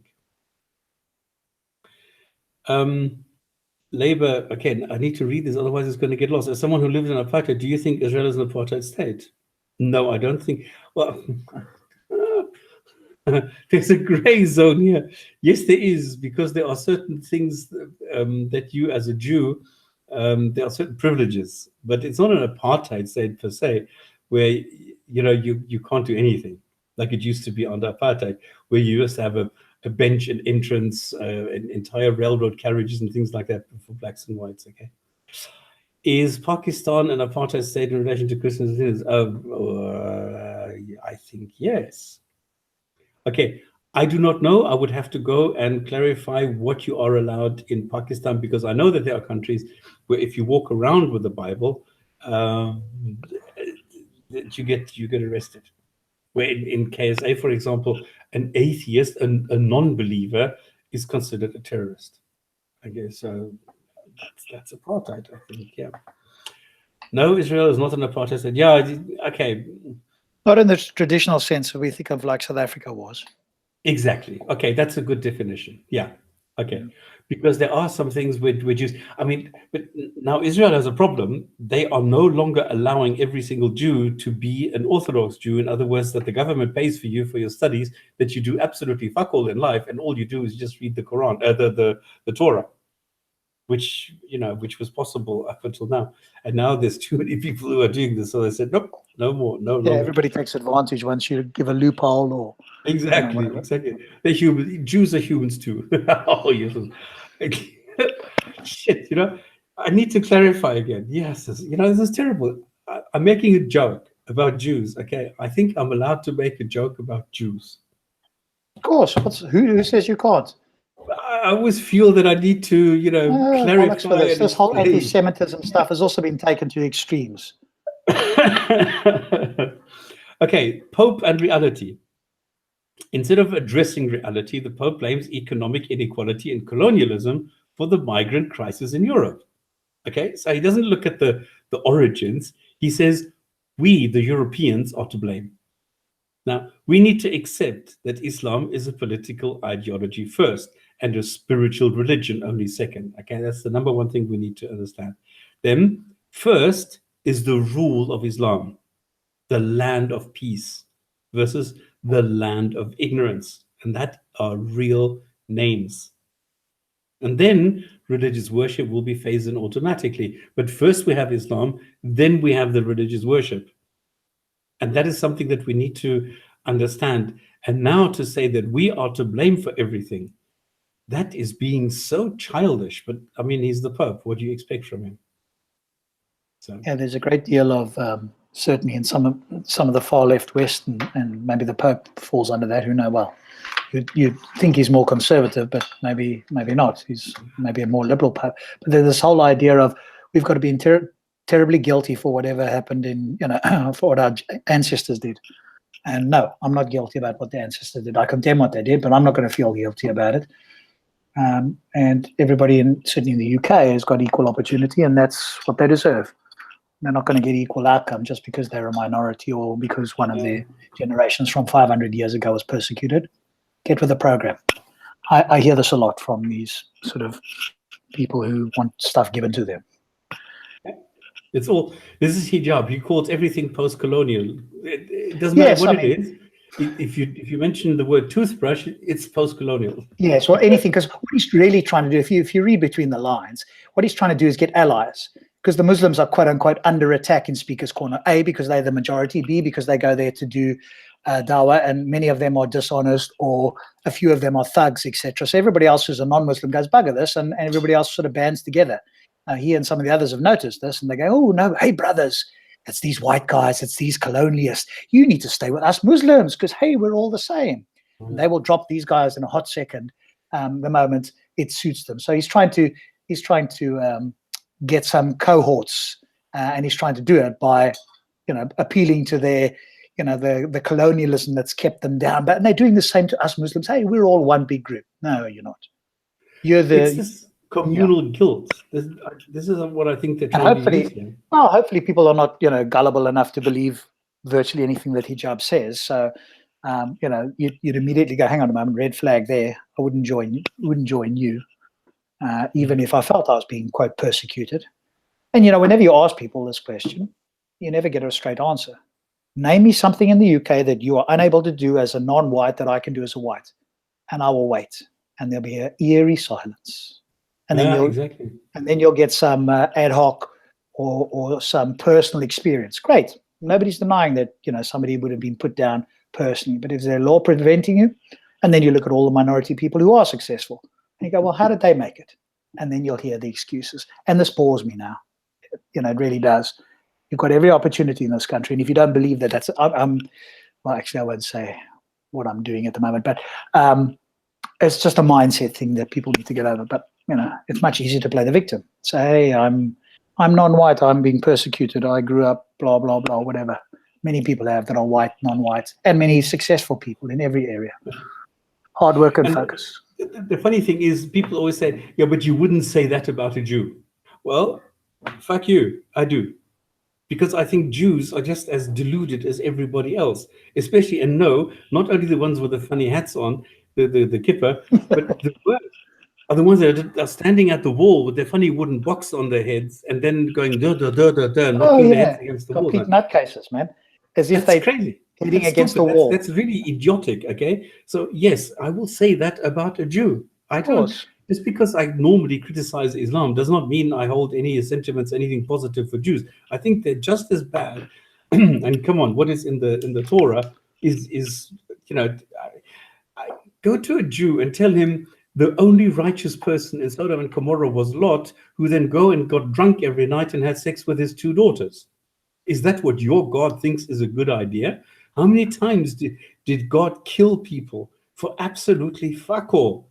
He goes and kills because he was evil in the eyes of the Lord. What is that?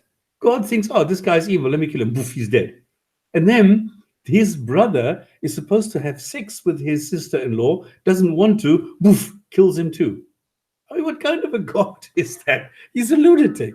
Of course, and I think you've highlighted a good point, which is this fallacy that because you don't criticize everything, that means you somehow side with them, infer that it's okay. No, like you quite rightly said, the fact that we focus on Islam or Muslim grooming gangs does not mean that we are okay with white pedophiles or whatever the case is. We condemn that across the board. But we focus on a certain group, and the Jews, some of the Jews anyway, and like you say, these Orthodox are as nuts, if not more nuts, than many other of these religions, standing there knocking their heads against the wall and all that sort of nonsense. Can you condemn racism now?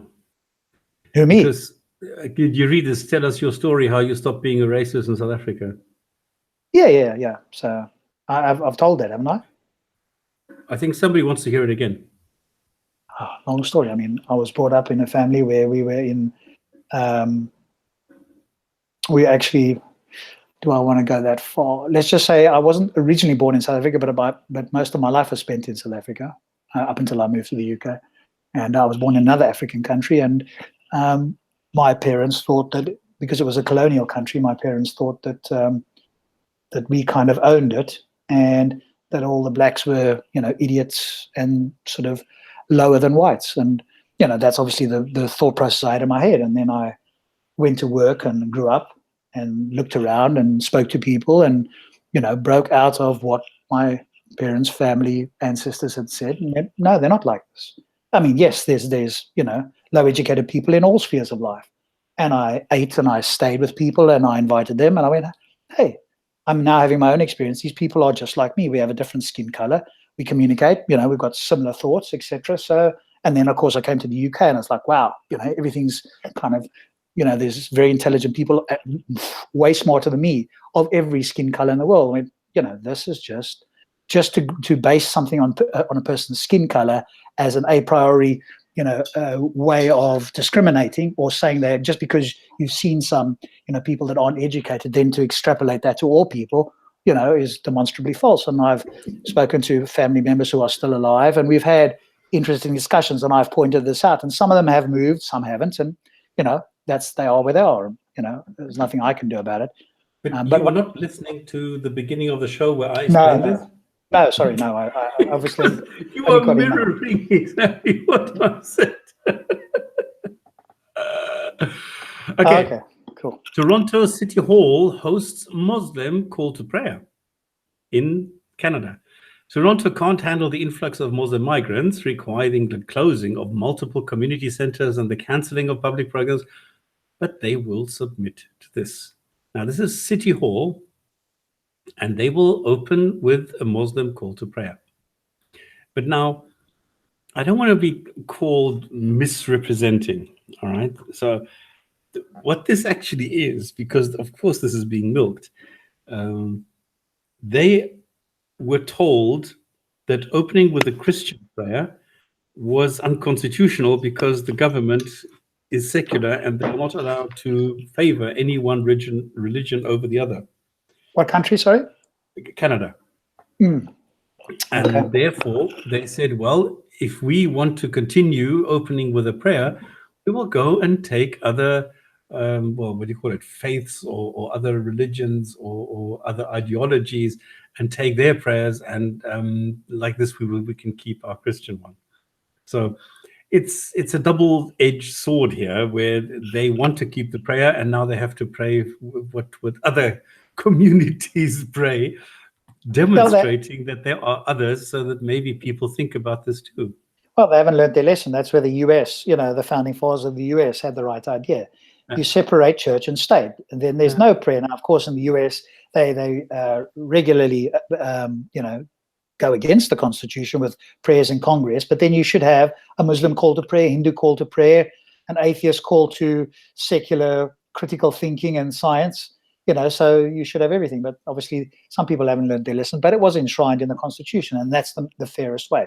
You separate it entirely. There's no prayers in, publicly funded or institutions or education systems or whatever the case is. Somebody asked me, by the way, carry on, sorry. The US is finally waking up because they're realizing that their First Amendment is being hollowed out and it will eventually get abolished. So they are now trying to bring back free speech into the US. Well, I sent you that. Did you read the news thing I sent? Yes. Yeah. So they've agreed that we need that here, and I think every country in the world would need a constitution with enshrining free speech. I mean, we're losing it hand over fist here in the UK. Yes. It's not far before we'll be, and we are already somewhat of a police state. If you say something mean on Twitter, there's actual police groups like in London and elsewhere that are monitoring Twitter. Let's not go and stop the knife crime, primarily among young black men in London. Let's rather track down those mean tweets because somebody's feelings might be hurt. All well, if you'd written and he was alive today, you go, you guys are joking. Come on, this is not real. And these are serious people. And this is a conservative government. I could understand a far-left Labour government under Corbyn. I mean, that would be their major thing. But when I suppose it's a conservative government, it is incredible. So, yeah. And what makes me mad is when I hear judges saying we should all be for free speech within reasonable limits. No, Mr. Judge or Mrs. Lady Judge or whatever. Fuck you. No. Yeah, they haven't thought deeply about it. And I'll say that to any legal person who, wants to make that, rather silly claim. Even though the shouting fire in a crowded theatre, that's, as Hitchens pointed out and others have done, that's one of the worst examples ever used of supposedly infringing free speech. I used to use that. I know. And I guess you looked into it now and, Yeah, now I would, of course. It's ridiculous. Just quickly, somebody's asking me, or you maybe, or me, I don't know. How would you react to a hijab asking you out, well, I guess calling you out maybe, for an MMA fight? Me or Stops? Well, to me, I'm just going to point out that he's a thug. And unless I struck him or threatened violence, then, he's just a thug. And why would I want to fight? I'm not a trained fighter, but I can quickly find a trained fighter if he really wants to have exercise in the ring. And of course, that seems to me a bit cowardly because, I could challenge somebody to a game of chess that's never played a game of chess because, I know how to play chess to a reasonable level. What's that going to benefit? And I notice, he always calls out people who are smaller, or that he thinks he can beat. So, that's a cowardly act. Take on, somebody that's your size or that guy that wanted to fight you, at Tommy Robinson's thing, and then see what you get on. Don't be a coward. So I'm telling him to take a hike. I'm not a pacifist by any stretch, but violence is the last resort. So somebody challenging me, if somebody were to hit me, I'm going to respond back, but I'm not going to respond. See, somebody can say whatever they like. To me, But I've learned to deal with that. So I've upped my psychological education, and it's very difficult, not impossible, but very difficult for somebody to get me into either to an emotional state or to a state where I'd ever contemplate violence for some words they've said. I could swear at, my mother or family or whatever, and that's not going to do it. I know that would trigger a lot of, less educated psychologically men, but it won't work for me. But physical violence, that's a different story, obviously. So hopefully that answers your question. I don't know about you, Stops. Well, I'm sure he's not going to challenge you since you haven't made a trip to Speaker's Corner yet. But if you were challenged, what might you say if you were in Speaker's Corner? I'd slap him and say, fuck off. But then he'd be justified in quote unquote defending himself. Cool. Oh yeah, that'd be nice. I guess the point is you could probably sue him if he did you any damage anyway. And he shouldn't be attacking his elders anyway. Down and then say to the Muslims, this is what you get for being cheeky. This is what he always wants. And now what do you see? Do you see now that he is weaker? Or is it just that he is not so strong, or that he doesn't have the right technique, or that he was just too slow, that I caught him out by surprise? What is now the consequence of what just happened? Is there really a consequence? Is there anything that you can now deduct from what you have just seen? No. And if he knocks me out, the same thing. I'll get up, and now what? What have you proven? Fuck all. Yeah, but he should respect his elders anyway. What do you think of the... Yeah, I'm 73, exactly. I forgot about that, sorry. What do you think of Dr. Bill Warner? You sound like a young man who's ready to go out there again, huh? No, I just admit it. I'm old now. I'm married. I've calmed down. No more ladies' orgasms. No more one-night stands. No more any of this. No. Sorry, Lily. What do you think of Dr. Bill Warner? Ever heard of him? Yes, we've had him on the show. Yeah, I invited him. The thing is, I took one, and this is actually a disappointment. I took one of his speeches, which I think is one of the most important speeches he gave, and that is about the positive elements, what I admire about Islam. And I find that to be one of the most important speeches ever made in connection with Islam. But unfortunately, not enough people are catching on to the ideas. So the way I like his ideas, I like everything. I hate his delivery. I think Dr. Warner, well, Dr. Warner is not his real name, okay? But his delivery is far too wooden, far too monotonous. So what I did is I took one of his speeches and we worked on this, and he gave me the transcript, and he said, okay, this is what da. So we chatted backwards and forwards a bit. And then I made it my style, thinking that I would make it more lively and put the appropriate pictures in the back, and therefore catch a wider audience. But it has not caught on, unfortunately. So this is something I admire Bill, and I think he has a huge amount of knowledge when it comes to the history of Islam.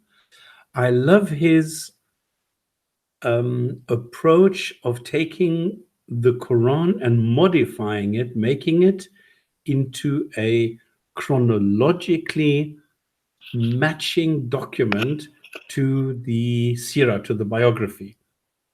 Now, he's also, I asked him straight out, do you believe that Muhammad really existed? And he also said, well, that's an interesting question. No, yes, we don't know.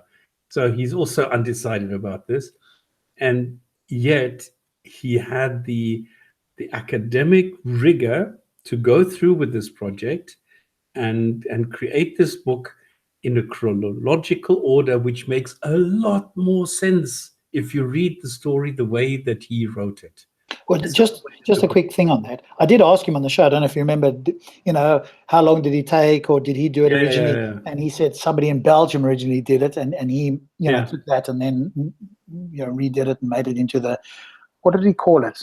There's a name for it, like I've got it somewhere, I've got it the ebook, but like you say, it's in chronological order, so that's very helpful. Somebody's asking me here, Rob, why do you never condemn the Dorset Anglican community? They ripped me off on their Tombola staff fundraiser. Who the hell are the Dorset Anglican community? I condemn anybody that rips somebody off. There you go, a Labour Unionist Party. So I don't know what you're talking about. Yeah. Coming up with random stuff. Yeah. Oh, sorry, I thought you were. It's called an abridged Quran, the reconstructed historical Quran. Oh, there you go. That's right, the abridged Quran. And it's called the Islamic Trilogy, and I have here volume 4. Oh, okay. Yeah, that's right. That's good. Somebody else asked, yeah. It's how much? 220 odd pages. Yeah, much shorter. And I think he's also taken out. Get it, well worth it. Yeah, and he's taken out, like the 39 occasions where Moses is talked about. So there's one occasion at at a certain point. So it's taken out some of the repeat stuff as well. So you don't have to keep hearing the same thing being repeated. So that's useful. And now this was supposed to be my segue. Hang on, ever heard of him? The Religion of Peace website, Chronicles. Yeah, okay. So we've done that. I just saw when Muslims take over lands, it's a conquest. When Jews have a little tiny land, it's occupation. This is a comment by Gabby, but this is the whole point. That if the memory of a Muslim apologist only goes back to the point when they were first attacked. In other words, you will hear of the Crusades, but you will never hear why the Crusades actually happened. No. You will hear about the occupation of Muslim lands, and they will conveniently forget that Iraq invaded Kuwait, and things like that. All these things fall away. They don't remember. It's only when they are attacked or something, or when there's a retaliatory action or something, then they remember it. Yes, or they keep reminding us of the Andalusian paradise, quote unquote, which of course is a lovely myth, that the Jews invited the peaceful Muslims just to come in there because these terrible Christians were persecuting the Jews, as if the Jews A, had authority to do it, and B, these wonderful Muslims just came in and made it all better and was wonderful. So they've also got their delusions as well as you say. And of course, they spread peace, just walked across North Africa and, southern Europe, just peacefully asking people to join them. And somehow people just did it, clearly. They forget the body count. Occupy and rape us. Yes, exactly. Yeah. Take our money and please tax us as high as possible. Yes, and make us second-class citizens and all that sort of stuff. Yes, because we weren't happy, in our free countries with our own religions and all the rest of it. We really want to be sort of subservient. Yes. Because I did a video, and this is like the longest. I think this is like 45 or 50 minutes as a response video to Hamza Tzortzis when he did a lecture in Qatar. He said that the Muslims were actually asked to come in by Redbeard says the same thing. Yeah, Redbeard. So tell us, you've obviously done the research. I've just read some extracts here and there on that. So tell us a little bit about that, because as I say, Redbeard Darren Hamza keeps saying the same thing. Yeah, they all came in, they were invited in, and it was terrible, and the Muslims came in, and it was golden age, and everybody lived happily, everybody could have their own religion. It's almost, he makes it sound like a second heaven. So maybe you can correct this. It's very easy. Just read Bishop of Nikui. I should always forget the name. He is a historian. Unfortunately, some of that time is missing, but there are some documents extant, and you can read up on how desperate people were when the Muslims came in and they took their children into slavery and they bought them just so that they could pay the taxes, and then how they tortured a guy. He thought he was making a joke when he said there is gold buried underneath the lighthouse of Alexandria. They destroyed the bloody thing. I mean, that is one of the world wonders. And just because they thought there was gold hidden underneath, they went and destroyed it. Those weren't real Muslims, of course. No. This has nothing to do with Islam, of course not. Somebody else was asking a separate question. Yeah, how do you respond when smeared with the accusation of racism? I don't know. No, I just think it's overused now. I just, whenever somebody says a racist, I just dismiss it. Somebody's just talking nonsense again. They're just throwing out words. It's like, when you poop everywhere, now it's nothing special anymore. You just see poop everywhere, and it's like a poop word now. It has no meaning. Somebody says racist, I'd probably go, they probably don't want to hear what somebody who's got a conservative view says, and so it's racist, Nazi, whatever. It's lost all Yeah, like Nazi, exactly. meaning. Yeah. So somebody that is who's really a racist now can hide behind that very easily, because if everybody's a racist, nobody's a racist. And so the real racists now, and there are still of them, they're still out there, they can easily be hidden. So of course it's a way overused term. And somebody says that to me, I just don't take them seriously. It's like a juvenile who's, somebody's taken their sucker and they're just crying tears, and that poop comes out their mouth, and that's just how it is. If you can demonstrate it, that's fine. Here's a racist question: why are Chinese, Indians, and Jews more successful than whites in the USA? I have no clue. I don't know that they are, and if they well, the really IQ are, of Asians is high, as a general group, isn't it? And that's correlated with success. Is it a fashion to become Muslims because of rappers? Muslims do the same, black people in Mauritania, Libya. Yeah, exactly. This is terrible. Is there anything else that I missed? Gin and tonic. Why is this not coming up red? Oh, because it's and not the ampersand. Why should you care? Some Jews are crazy. They impose the view. Yeah, exactly. Yeah, somebody else is saying, if you're white, you should be ashamed. It's your fault that you have the privilege to work 60 hours a week and you don't have to, and don't have weed. And I want to put the blame. Okay, let me explain this. Jews are crazy because there are a lot of people who are making claims in the name of Judaism, which are really crazy and stupid, and they are wasting time and money and resources. They're not coming to me and saying that I need to be a Jew, but they're telling me that I need to go and accept that Judaism is something great, and I don't. They come to me and they say I need to accept that their God is good and all loving and all that, and I'm sorry, I don't. And that is why I think that Jews are crazy. It's not the case that Jews are the same as Muslims, because Muslims are really like flies. Okay, they come and they hassle you all the time. Jews don't do that, no. But they demand certain things for themselves, which I think is stupid. The same thing with their they're running around with wearing their funny hats. They're running around and the Orthodox ones, especially which are the ones with the music. Shit. Anyway, they're brilliant. I love the music. I could watch this for hours because they have good sense of music. But that's stupid. Okay, that's stupid to lead your life just dancing around in the name of God. I think it's a waste. So this is why I call Jews crazy. I don't. Well, I'm not as scared of Judaism as I am of Islam. Is there anything else we missed? Stopspamming is a Jew, no matter what he says. Yeah, of course. And I'm being paid by the Zionists, except I wish I was. They're not paying you very well. They don't pay very well, no. No. Even though I said because the US is finally waking up, realizing the First Amendment is being hollowed out again, then eventually abolished. And this was supposed to be my segue into Hijab made a video on this, mentioning Sargon. I don't know why he mentions Sargon. And this is his usual stupidity, hilarious nonsense. We're saying, I don't know, for him, is a logical fallacy, an argument from ignorance. I thought, come on, really? Seriously? Is this what you... Because he's talking to a guy who is mainly quiet, and this is the favorite. Then Muslims say, oh, he's so respectful. Yeah, because he's just keeping his fucking mouth shut. He's not saying anything. Who's respectful? The guy who's not saying anything. When Hijab is doing all the talking, and he's just nodding, and once in a while he dares to put in a sentence, and then the comments by Muslims are, look, this was a good conversation.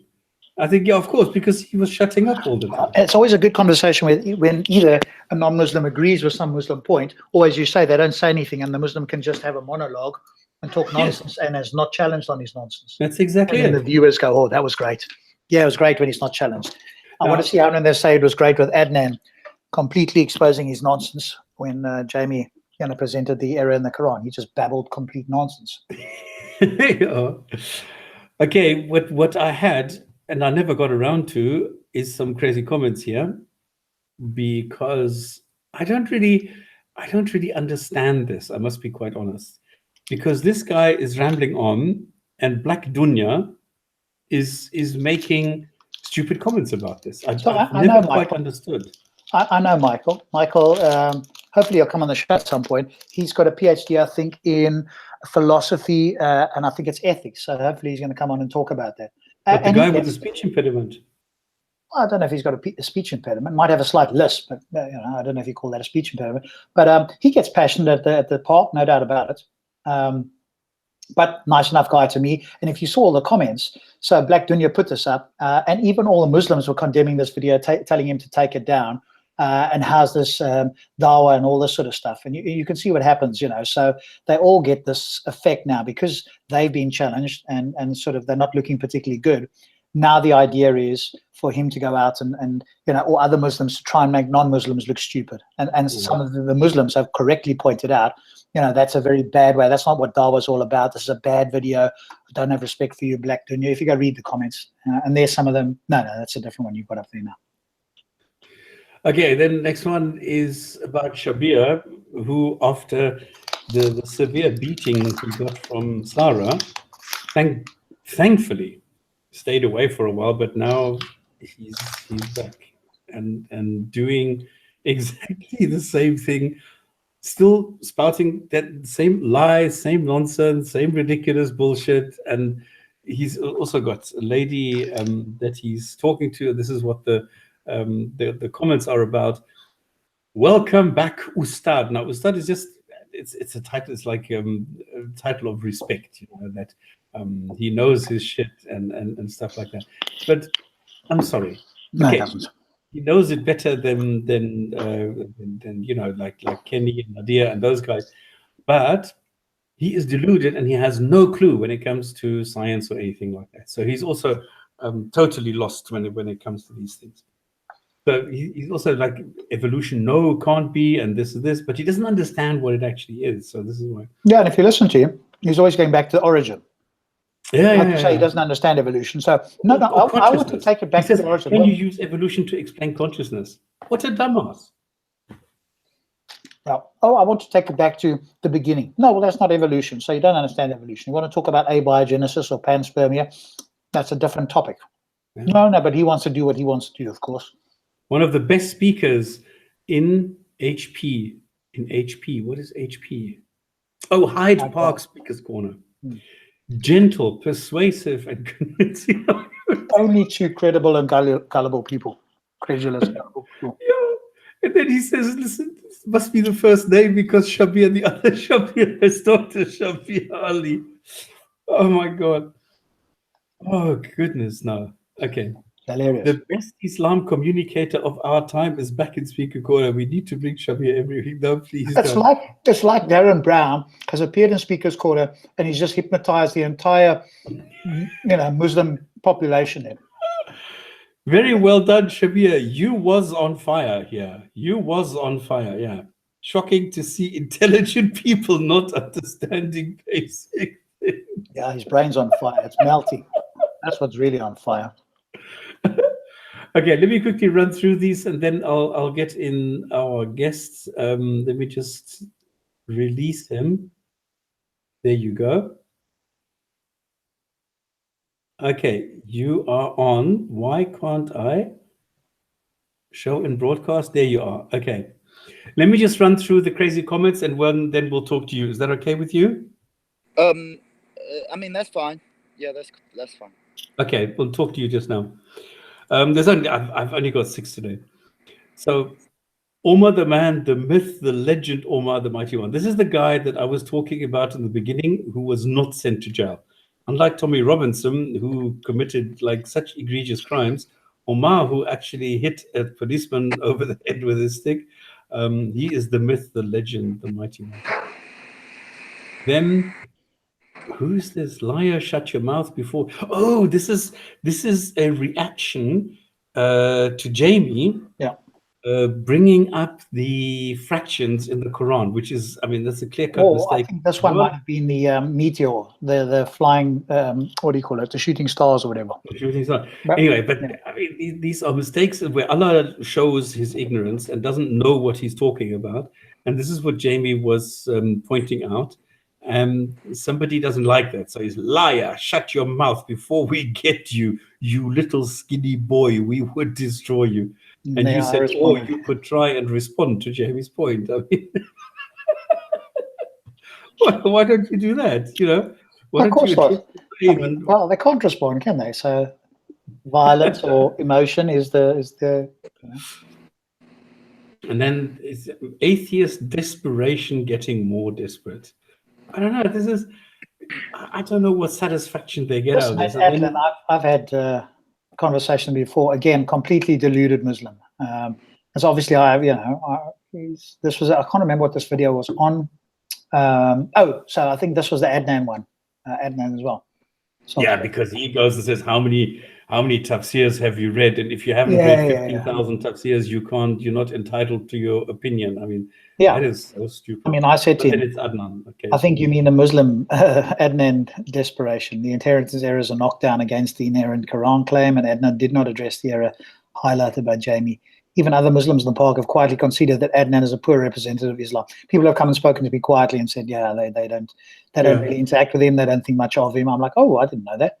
No typos here, he says. Desperation personified. Adnan is sick of the same old nonsensical attempts to discredit Islam by feeble, supine atheists. This guy's obviously gone into the dictionary and looked up a few words of your ilk. I know you would like to see the dry mouth attempts by Jamie as a success and a goal for the atheist corner, but the sad fact is it backfired on you and yours. Adnan was not impressed by the lack of knowledge on the part of the beleaguered atheist. Sorry, but better luck next time. Well, obviously, then I responded, just like Adnan, you seem unwilling or unable to answer Jamie's critique. Islam discredits itself for all those with an open mind, because they always talk about an open mind and an open heart, so I thought I'd throw that back at him.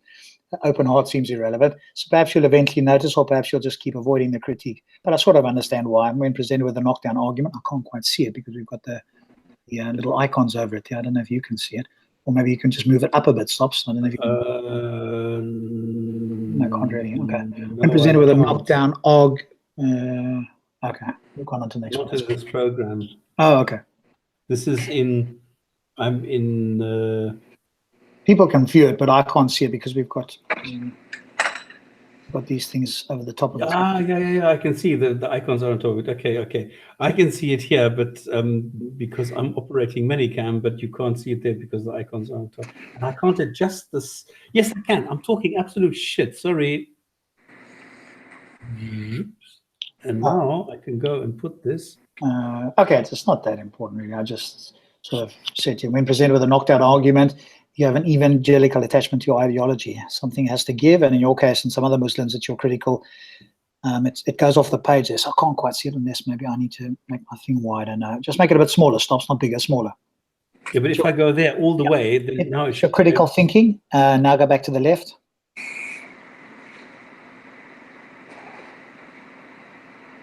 It's your critical and skeptical thinking that vanishes only when trying to critique other worldviews, and you don't seem to notice the problem.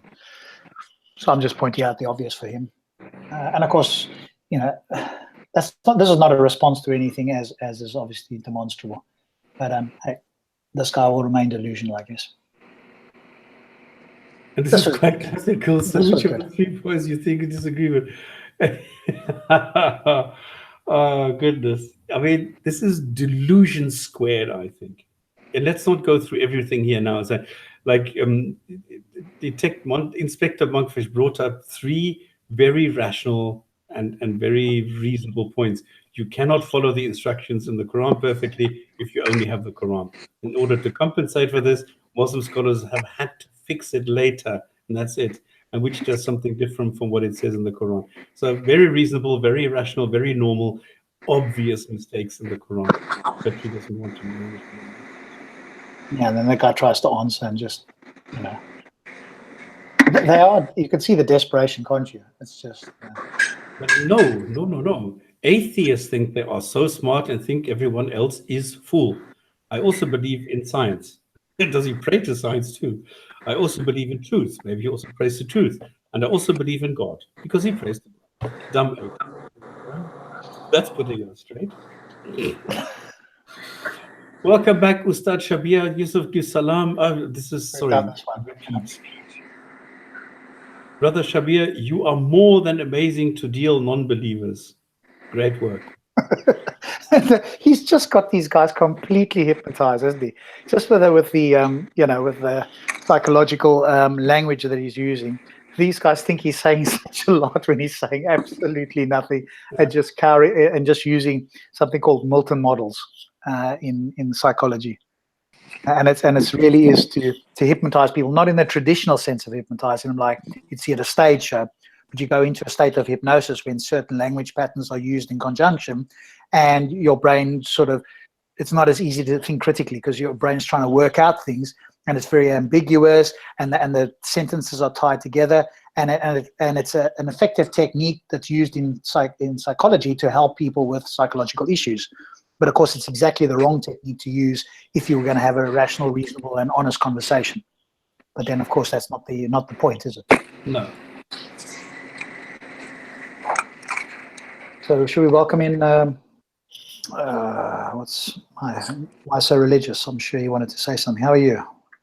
I'm well. Yourself? Yeah, good, thanks. All right.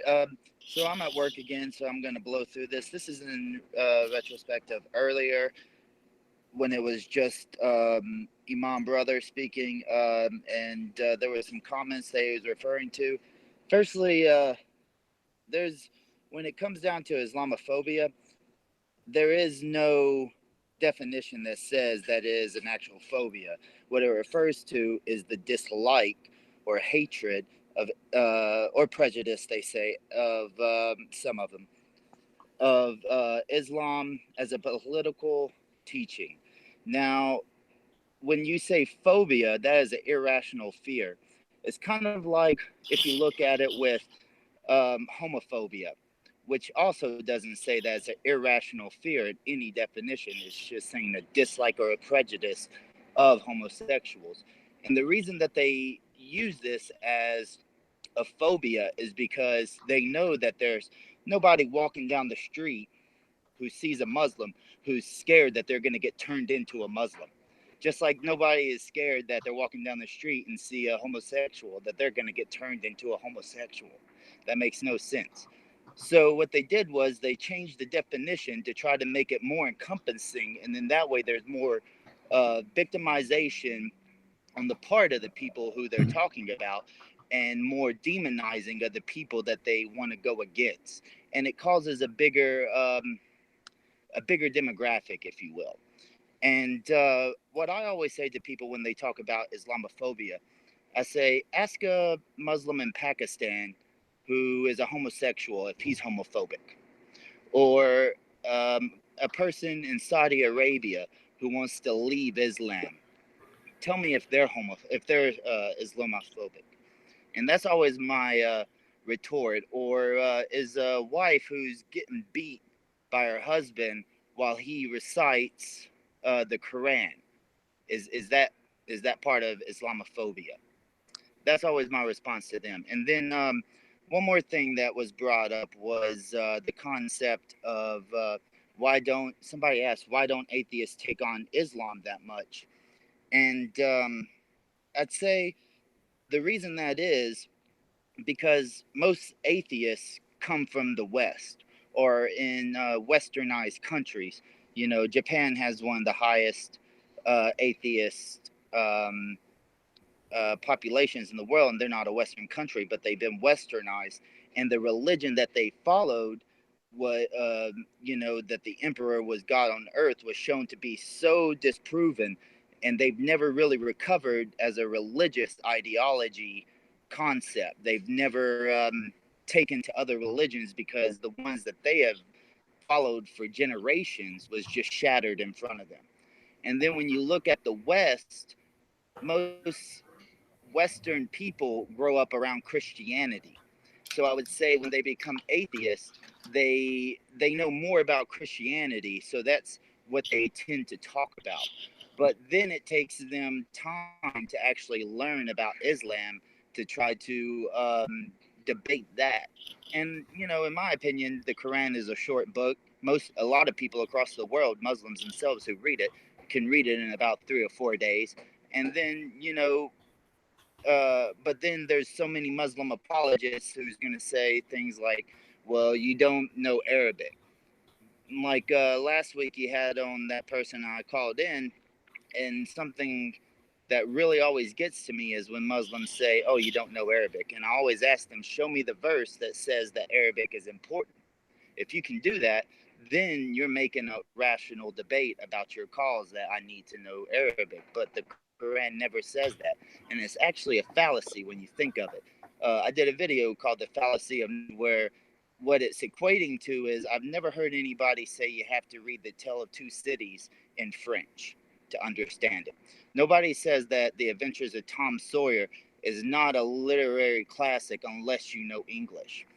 And more importantly, when you look at medicine, how come all these, most medical books and research and sciences are done in English? So how come they're able to translate those accurately into Arabic, but one book allegedly in the whole world has to be learned through its native tongue? It makes no logical sense, and it's actually a fallacy. And when you talk about the tafsirs, and you talk, and Muslims try to say you have to know the Sunnah of Muhammad. Firstly, there's not one verse in the Quran that says that the Sunnah is necessary. Secondly, you have to look at the fallacy of that, which was when Islam was first spreading, there were no Sunnahs. Yeah, maybe there was passed down orally traditions and sayings of Muhammad, but there was no way to tell which ones were allegedly hadith, were Sahih, which ones would be Taif, and which ones would be Hassan and such. So you would have Muslims following the false ones, as they put it, the non-authentic ones. So are you saying that those Muslims weren't real Muslims because they were tricked, or because they believed in something that wasn't true? So yeah, I appreciate you letting me back on. I'm sorry that I had to rant really quick there. I'm at work, so I'm going to have to get back to it. All right, well, great having you on, and you did bring up a good point, so I appreciate it. We'll take over, especially on the whole Quran. You've got to understand Arabic. It seems to me, and Stops, perhaps you can jump in here. It seems to me that's just an apologetic, because there's two problems with that. If a Muslim's going to claim that you've got to read Arabic to understand it, firstly, in order for them to be consistent, they would also have to say that anybody that hasn't read the Quran could not critically have chosen to become a Muslim, because if you've got to read it to critique it, then you've also got to read it to accept it. Otherwise, you're being inconsistent, number one. But number two, it also then flies in the face of this book being for all people for all time, because that claim is also out the window. If you can only read in Arabic, which is a vanishingly small amount of people can, then clearly this book was not authored or meant for everybody. And if we can trust the translations, then obviously we don't need Arabic. So either way, there's a huge problem with that sort of claim if they're going to hold on to the other claims as well. So yeah, I don't take that seriously. To me, that's an apologetic. One more point on that is, then why are Muslims always giving out Qurans in English? It would make them hypocritical. It would make them the ones who are trying to dilute the message of Allah. Yeah. So Stops, what's your thoughts? Is there anything in the Quran that's... No, perfect. Okay. Now, I was just wondering if there was anything in the hadiths or tafsirs or the sunnah that says you have to read it in Arabic, or is this just an apologetic maneuver? The Quran says it is delivered in pure Arabic, which it is not. Okay, I mean, there's nothing in the Quran, if you look at the claims, that are true. So if you start looking at the claims, you find no, there are several loan words, you call them, from different languages. So no, it is not in pure Arabic, and I think it's part of the plan to make it exclusive. I mean, look at the Bible. You know that there was, like, I think, a 400 or 500 year period where people were not allowed to read the Bible. It was kept in Latin. It was not allowed to translate it. People were either tortured or killed or whatever when they did, hey? Yeah, that's it. And this is the same thing with Islam, where people, you see, in Islam, look how many apologists will go to you and say, I do not have the knowledge to interpret the Quran. If you are telling me that this is what it says in the Quran, go look at the tafsirs. I need to go and consult one of our scholars to see what they think about this. Muslims are not allowed to think for themselves. They need to go to the Imam. The Imam is not allowed to think, so that he goes into the Imam conference. The Imam conference will say, well, depending on what madhab you're in, let us consult our scholar that we all follow, and then you will get an explanation which is based on the opinion of this one scholar. And that is why you will find Muslims will say, I follow scholar X.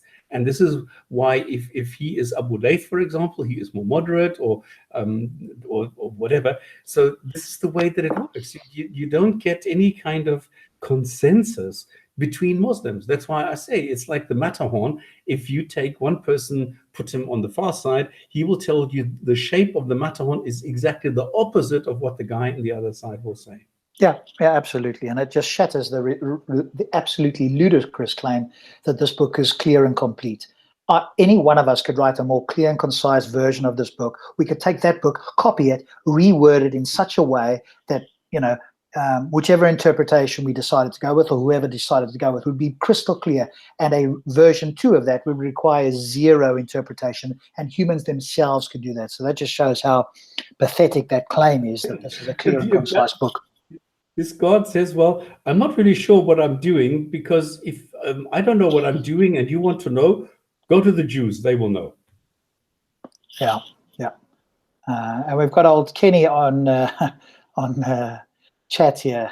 As I sit here listening and reading the comments, it's obvious that you people are terrified of Islam, yet you claim you aren't prejudiced and bigoted Islamophobes. Come on now, hate mongers. Once somebody says this, and somebody had talked about this earlier, somebody says Islamophobe, bigoted, hate mongers, I just lose all respect. I'm now speaking to somebody who's using juvenile comments. It's just like somebody going, da, da, da, da, da, da, da, da. Exactly. I now don't take this person seriously. So, Kenny, thank you for that. You've now gone into my list of can't take you seriously. Obviously, after your discussions and the couple of times you've been on here, it seems like you're way behind the curve. Even supposedly sophisticated Muslims know that you shouldn't be making Quranic scientific claims, and Stops would have quite clearly educated you on this whole embryology thing. But of course, you made all kinds of excuses and so forth. And your claims in the comments there. Now, if I were to see you in Speaker's Corner, I would not waste my time speaking to you. Now, to me, you have a juvenile mentality, and I don't care how much you claim to have read the Quran. You're unable to argue it, and if this is the best you can do, you can speak to other people. I'm going to speak to people who are a little bit more grown up.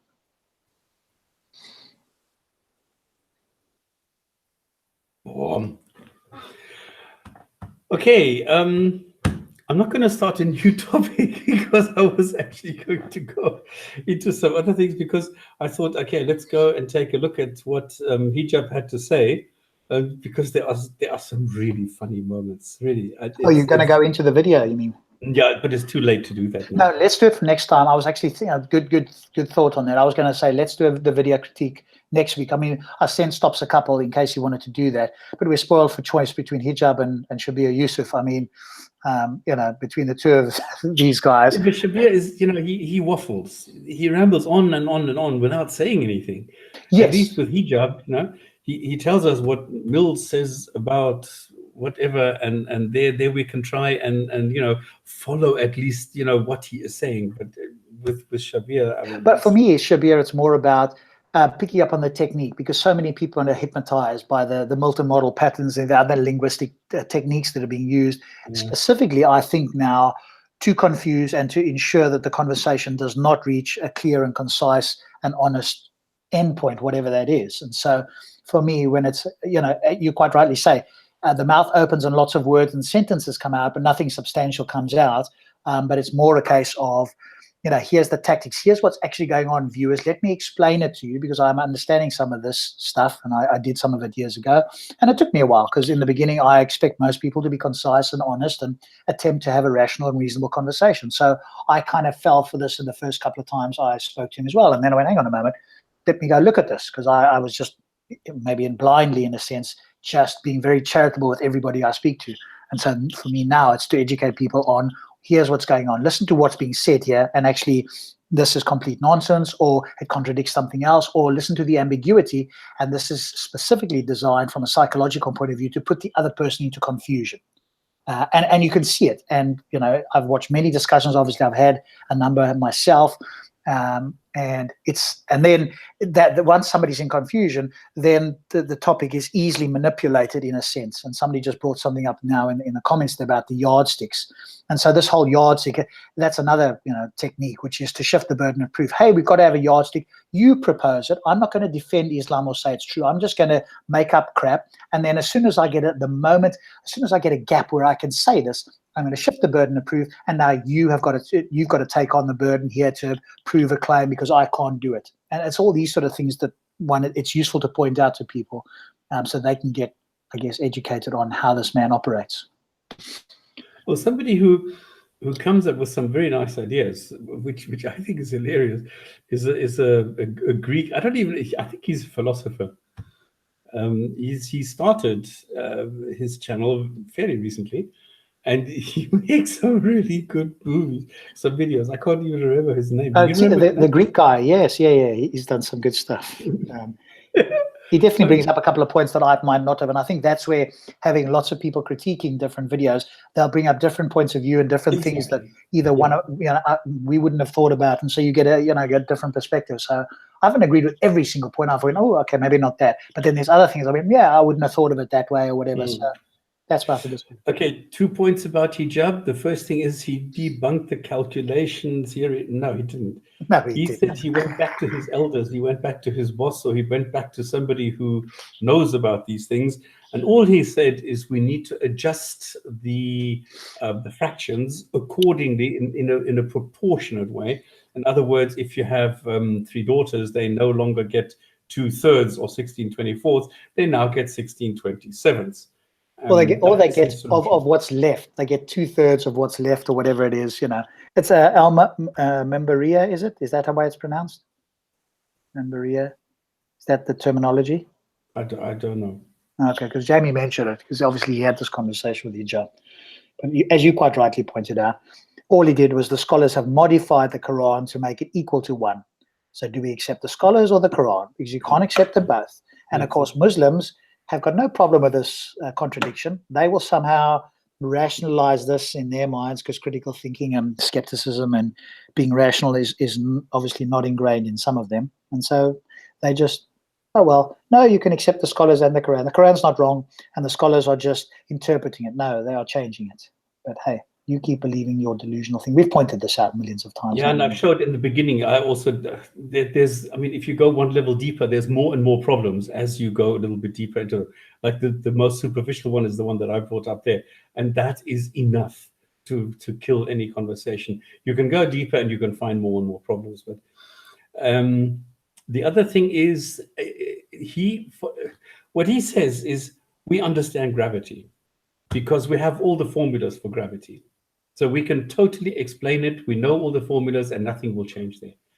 So he doesn't understand gravity. He doesn't even understand what he's talking about because of his lack of education and lack of understanding as soon as it comes to anything scientific. No, we do not understand gravity. What we know is how to calculate gravity here on this planet. But gravity a couple of million miles away from here, this is still something that we do not fully understand. And you can't say, yeah, but some of it is pushing and some of it is pulling. No, it is not. It is neither pushing nor is it pulling. It's a space-time warp. It is not pulling or pushing or anything like that. You can't express it as such. Just because here on this planet, we have this thing, if we drop something, it falls downwards towards the center of the earth. It's not pulling and it's not pushing. It is just that space-time is curved, and it's like, I always compare it in meteorology. You have these isobars. In other words, you have a graph where you have the lines of equal pressure. And this shows you the wind, and it shows you whether there's a cold and warm front, and all sorts of things. Anyway, and this is how you can see the warping of space-time as these lines get closer and closer. I mean, they're not really lines. This is my way of representing it, okay? So as these get closer and closer, gravity increases. So this is why this quantum field theory is so intuitive. It explains it so nicely and so elegantly that you can understand immediately. You can actually visualize gravity, and that's when you know you have no clue what it actually is. So we can work with it the same way as we can work with quantum physics. Yes, we can use it, but we don't fully understand it. And this hijab guy doesn't understand it, and this is why he makes statements like that. Yeah, like God can be proven like gravity. good luck proving gravity. You can't. You can only make some observation here on this planet, and that's it. Well, I mean, yeah, I guess it depends what you mean by gravity, because obviously there's Newtonian gravity in inverted commas, and then you have general relativity or Einsteinian gravity, and those. So Newtonian gravity appears to work consistently on the Earth, as you've quite rightly pointed out, and Einsteinian gravity works at larger objects, galactic objects, or celestial objects, where, as you've quite rightly pointed out, it bends space because there's a gravitational. I just use the word attraction rather than pushing or pulling. And the only time that there's the hypothesis of gravitational, what's the opposite of attraction? The pushing away, there's obviously a better word for it, inflation, is at is the inflationary model. Gunther's model, talks about gravity being not attractive, but the opposite of attractive. But the thing is that But that gravity also makes does not prediction. work the same everywhere. Gravity changes even on planet Earth significantly. Well, I think, as far as my understanding, you can correct me, there's formulas that will work. So wherever it is, you can. Yeah. This is what I'm saying. You can work with it. Yeah. That's the whole point. That's all we can do. But you can make predictions with it as well, and they're extremely accurate. Now, give us a prediction for God. We're still waiting. So no, of course you can't. I mean, it's ludicrous. Thank you, Andy. Thank you, because I had the same block. It's repulsion. Thank you. That's the word we're looking for. But I also had a block. Because with you saying, but it's this, you are automatically blocking the mind from thinking normally. Yeah, it's. So give us a prediction about God. What can we expect if God is in existence? And by the way, just on a separate note, because I was watching the end of it recently, please, guys, go and watch it, and I'll see if I can bring it up here for people. Go watch the debate with Phil, and this supposedly he's a Christian philosopher. Phil, just in my opinion, I was listening to it, and I tried to okay, let me try and be very as critical as I can and not be biased. To me, this philosopher was truly awful. And Phil had that back and forth. That's what I think is brilliant about. Those are the sort of debates you want, not just a prepared, opening speech, responding speech. Have that dialogue between two people, because that's where you can really get to the nitty-gritty. You can see and you can peer underneath the hood. Otherwise, it's just prepared stuff. And by the way, they both prepared all their responses and questions and gave it to each other, which is an amazingly honest and I think the most intellectual way. If you are sure of your position, you will give your opponent everything you're going to say, and he can look it up, and he can bring the best arguments he possibly can. And that's what they did in this debate. I'll see if I can find the link. If you haven't watched it, it's excellent. And I think Phil he was splendidly good there. I mean, I often talk about how good Phil was, but I went in there and went, okay, let me pay really close attention. What is this theist going to say? Because he's a Christian philosopher. So, I'm going to, a priori, give him the benefit of the doubt, and I think he's not an idiot, and he's not an idiot, but his responses was awful. So for me, the unnecessary suffering of animals is a huge argument against a benevolent God, an all good God. So just a side note, I'll see if I can find it. For me, it shows that the academic and scientifically trained mind is so much superior to the brain that is used to accepting the best explanation as being God, because they simply stop thinking. And this is why the brain, which is expanding and looking for its own mistakes, is far more advanced. And this is what I see with professors, in scientific professors, who go and annihilate anybody who is an apologist, even if they don't know the topic. I mean, Krauss completely destroyed sources. But sources wanted to bring it to the Qur'an, but Krauss, with the mind that he has of a physicist, was able to not only counter everything, but when he ridiculed the poor guy. I mean, he went into hiding for a year. I thought he was never going to come back. And lo and behold, now he's boss of Ahira. But anyway, it shows that the trained mind is so much more superior than the mind that will stop thinking when it comes to God. Yes, because obviously there's an agenda. I've got to make it fit. Here's my preconceived idea. Let me find arguments to make it fit. I'm posting it now in the chat there. Go watch that video with Phil and this Christian philosopher. And they both prepared and, as I say, gave each other the arguments, etc., which I think is the the best way you could possibly do it. Kalam is in the pay of the Guinness family. Does he drink beer? Oh. Yeah, and this is it. Apologist equals I have no good arguments when I'm going to argue anyway. And that is exactly it. Well, yeah. apologist is, hey, I've got this preconceived idea. I need to find arguments that will support my idea, the exact opposite of science. Science goes, hey, here's a hypothesis. Let's see if we can falsify or confirm this. Apologists do not do this. They go, hey, here's the end goal. What can I find to confirm it? Anything that denies it, I've got to find a way not to allow that. Exactly the opposite way of thinking. So Dawah man chasing Lawrence Fromm. Absolutely. That's why I gave him the name The Frog. Dawah man the Frog. Because he just crowing like a frog. What are you doing? Why are you doing that? And he was always harping on about this incest. He didn't understand what Krauss was actually saying. This is a lot of Muslims had the same thing. And that's why I made the video on this incest thing, showing that, listen, guys, you should shut up because the Quran condones incest. So, don't do that. Yeah. Okay.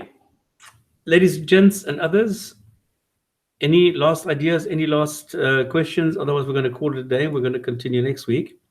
Yeah, we'll do a video critique next week. We'll have a look and see. Do we do one of hijab? So it's not going to be easy and free-flowing here. This is going to be Rob in control with the whip, okay? What's that for? No, because people said, this is a different, it's not the strict Rob who is here. And because I was taking it very easy, just cool. Just going with the flow. Well, if there's a flow that people want and we can change it, I don't mind. Exactly. Cool. It's your ideas. If that's what you want, please, yeah. Jesus is a real prophet? Jesus, a real prophet? Okay. What is an unreal prophet? No. How do we determine if somebody's a prophet? They have to have some attributes or abilities that a normal human doesn't, right? And what are those, and how do we prove it's true? Is Abu on next week? I don't know. Academic Screeching. He's not always available, so we always give him the link, but we don't always hear until the last minute whether he's on, and even then he's sometimes late. So he's kind of AWOL on occasion. So he comes in every so often. Let's put it that way. Yeah. Out of control. But between Stops and I, obviously, we try to keep it going. And if there's anybody that wants to join us as a regular, like Steve or Anso or anybody else, then let us know. And obviously, if there's some Muslims that want to have a discussion, then they can join us. And we won't know until are you down on the 6th? Somebody's asking, am I down on the 6th? TDS Dave is asking. The 6th would be, looking at my calendar, are you talking about the 6th of July? That would be a Friday. No, I wouldn't be down on the Friday. I am potentially hoping to be there on the 8th, which is next weekend. And if I can find a way, I want to get Stops in my ear on a Skype call, live stream. I'm going to live stream only to Patreons. So it'll be a small group of viewers, and Stops can chat to me and I can relay some thoughts. So it'll almost be like Stops is there. Well, his ideas and his views will be there, if not him in person. So it'll be like his jinn is there. I'm occupying the jinn, or you sending the jinn on. So we'll see what we can do. Have you heard of Mama being an Irish monk? No. What do you say? So the 8th TDS, Dave, not the 6th. This is Scott Walker's first. JNT, give him a shout out. Hello, Scott Walker's. Good to have you here. I see you've been active. Very nice. Thank you very much for all the nice comments. False prophets equals all the prophets. Okay. All right, guys. The hadith of the week. Okay. This is about babies. I'm not talking about hijab anymore, by the way, and not about Kenny either. I'm talking about a hadith with Satan, which is by our favorite Abu Huraira. Hooray! The Prophet said, when any human being is born, Satan touches him at both sides of the body with his 2 fingers, except Jesus, the son of Mary, whom Satan tried to touch but failed, for he touched the placenta instead. That's just...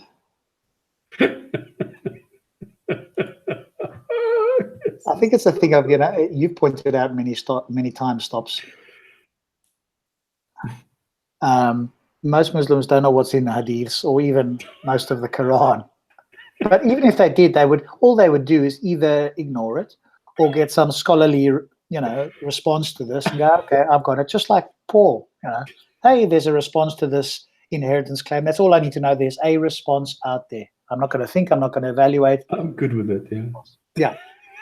And then as soon as they become critical thinkers like, Abdullah Samir and many of the others, what happens? They become ex-Muslims. I think that's what they're terrified of, examining their worldview and seeing that it doesn't stack up.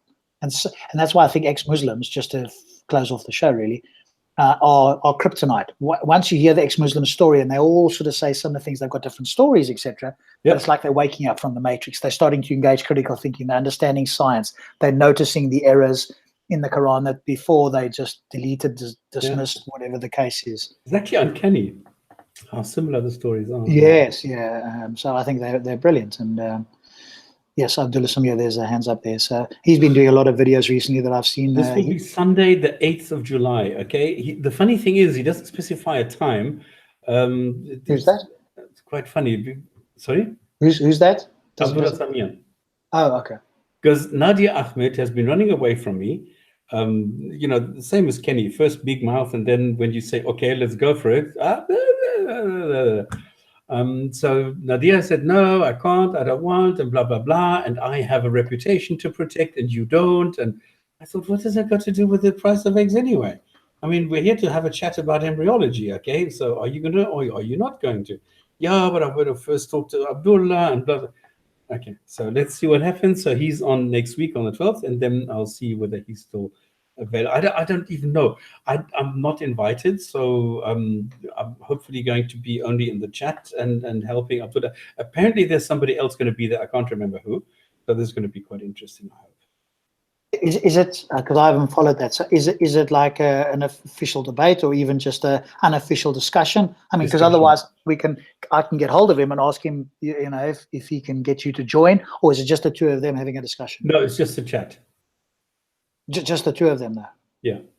No, somebody else. I don't know if somebody else is going to join, or I don't know. Oh, okay. I mean, if somebody else joins, then it would be worth you joining as well. Yeah, but then it gets a crowd. Then it's 3 against 1, and then it's going to be unfair again. And Oh, right. Okay. So the other person is not a Muslim that's joining. Yeah. Oh, okay. I'm with you. Well, maybe you can say in the comments, and Abdullah can put it to him so that he can respond on the show. What's his story? Why has he not had a conversation, and when does he want to have one with you, or not, or just say no? I don't want to have a conversation with Stops, either because he knows too much or some other excuse or whatever. Who knows? Yeah. All right, Cool. guys. Well, See you next week. Thank you very much.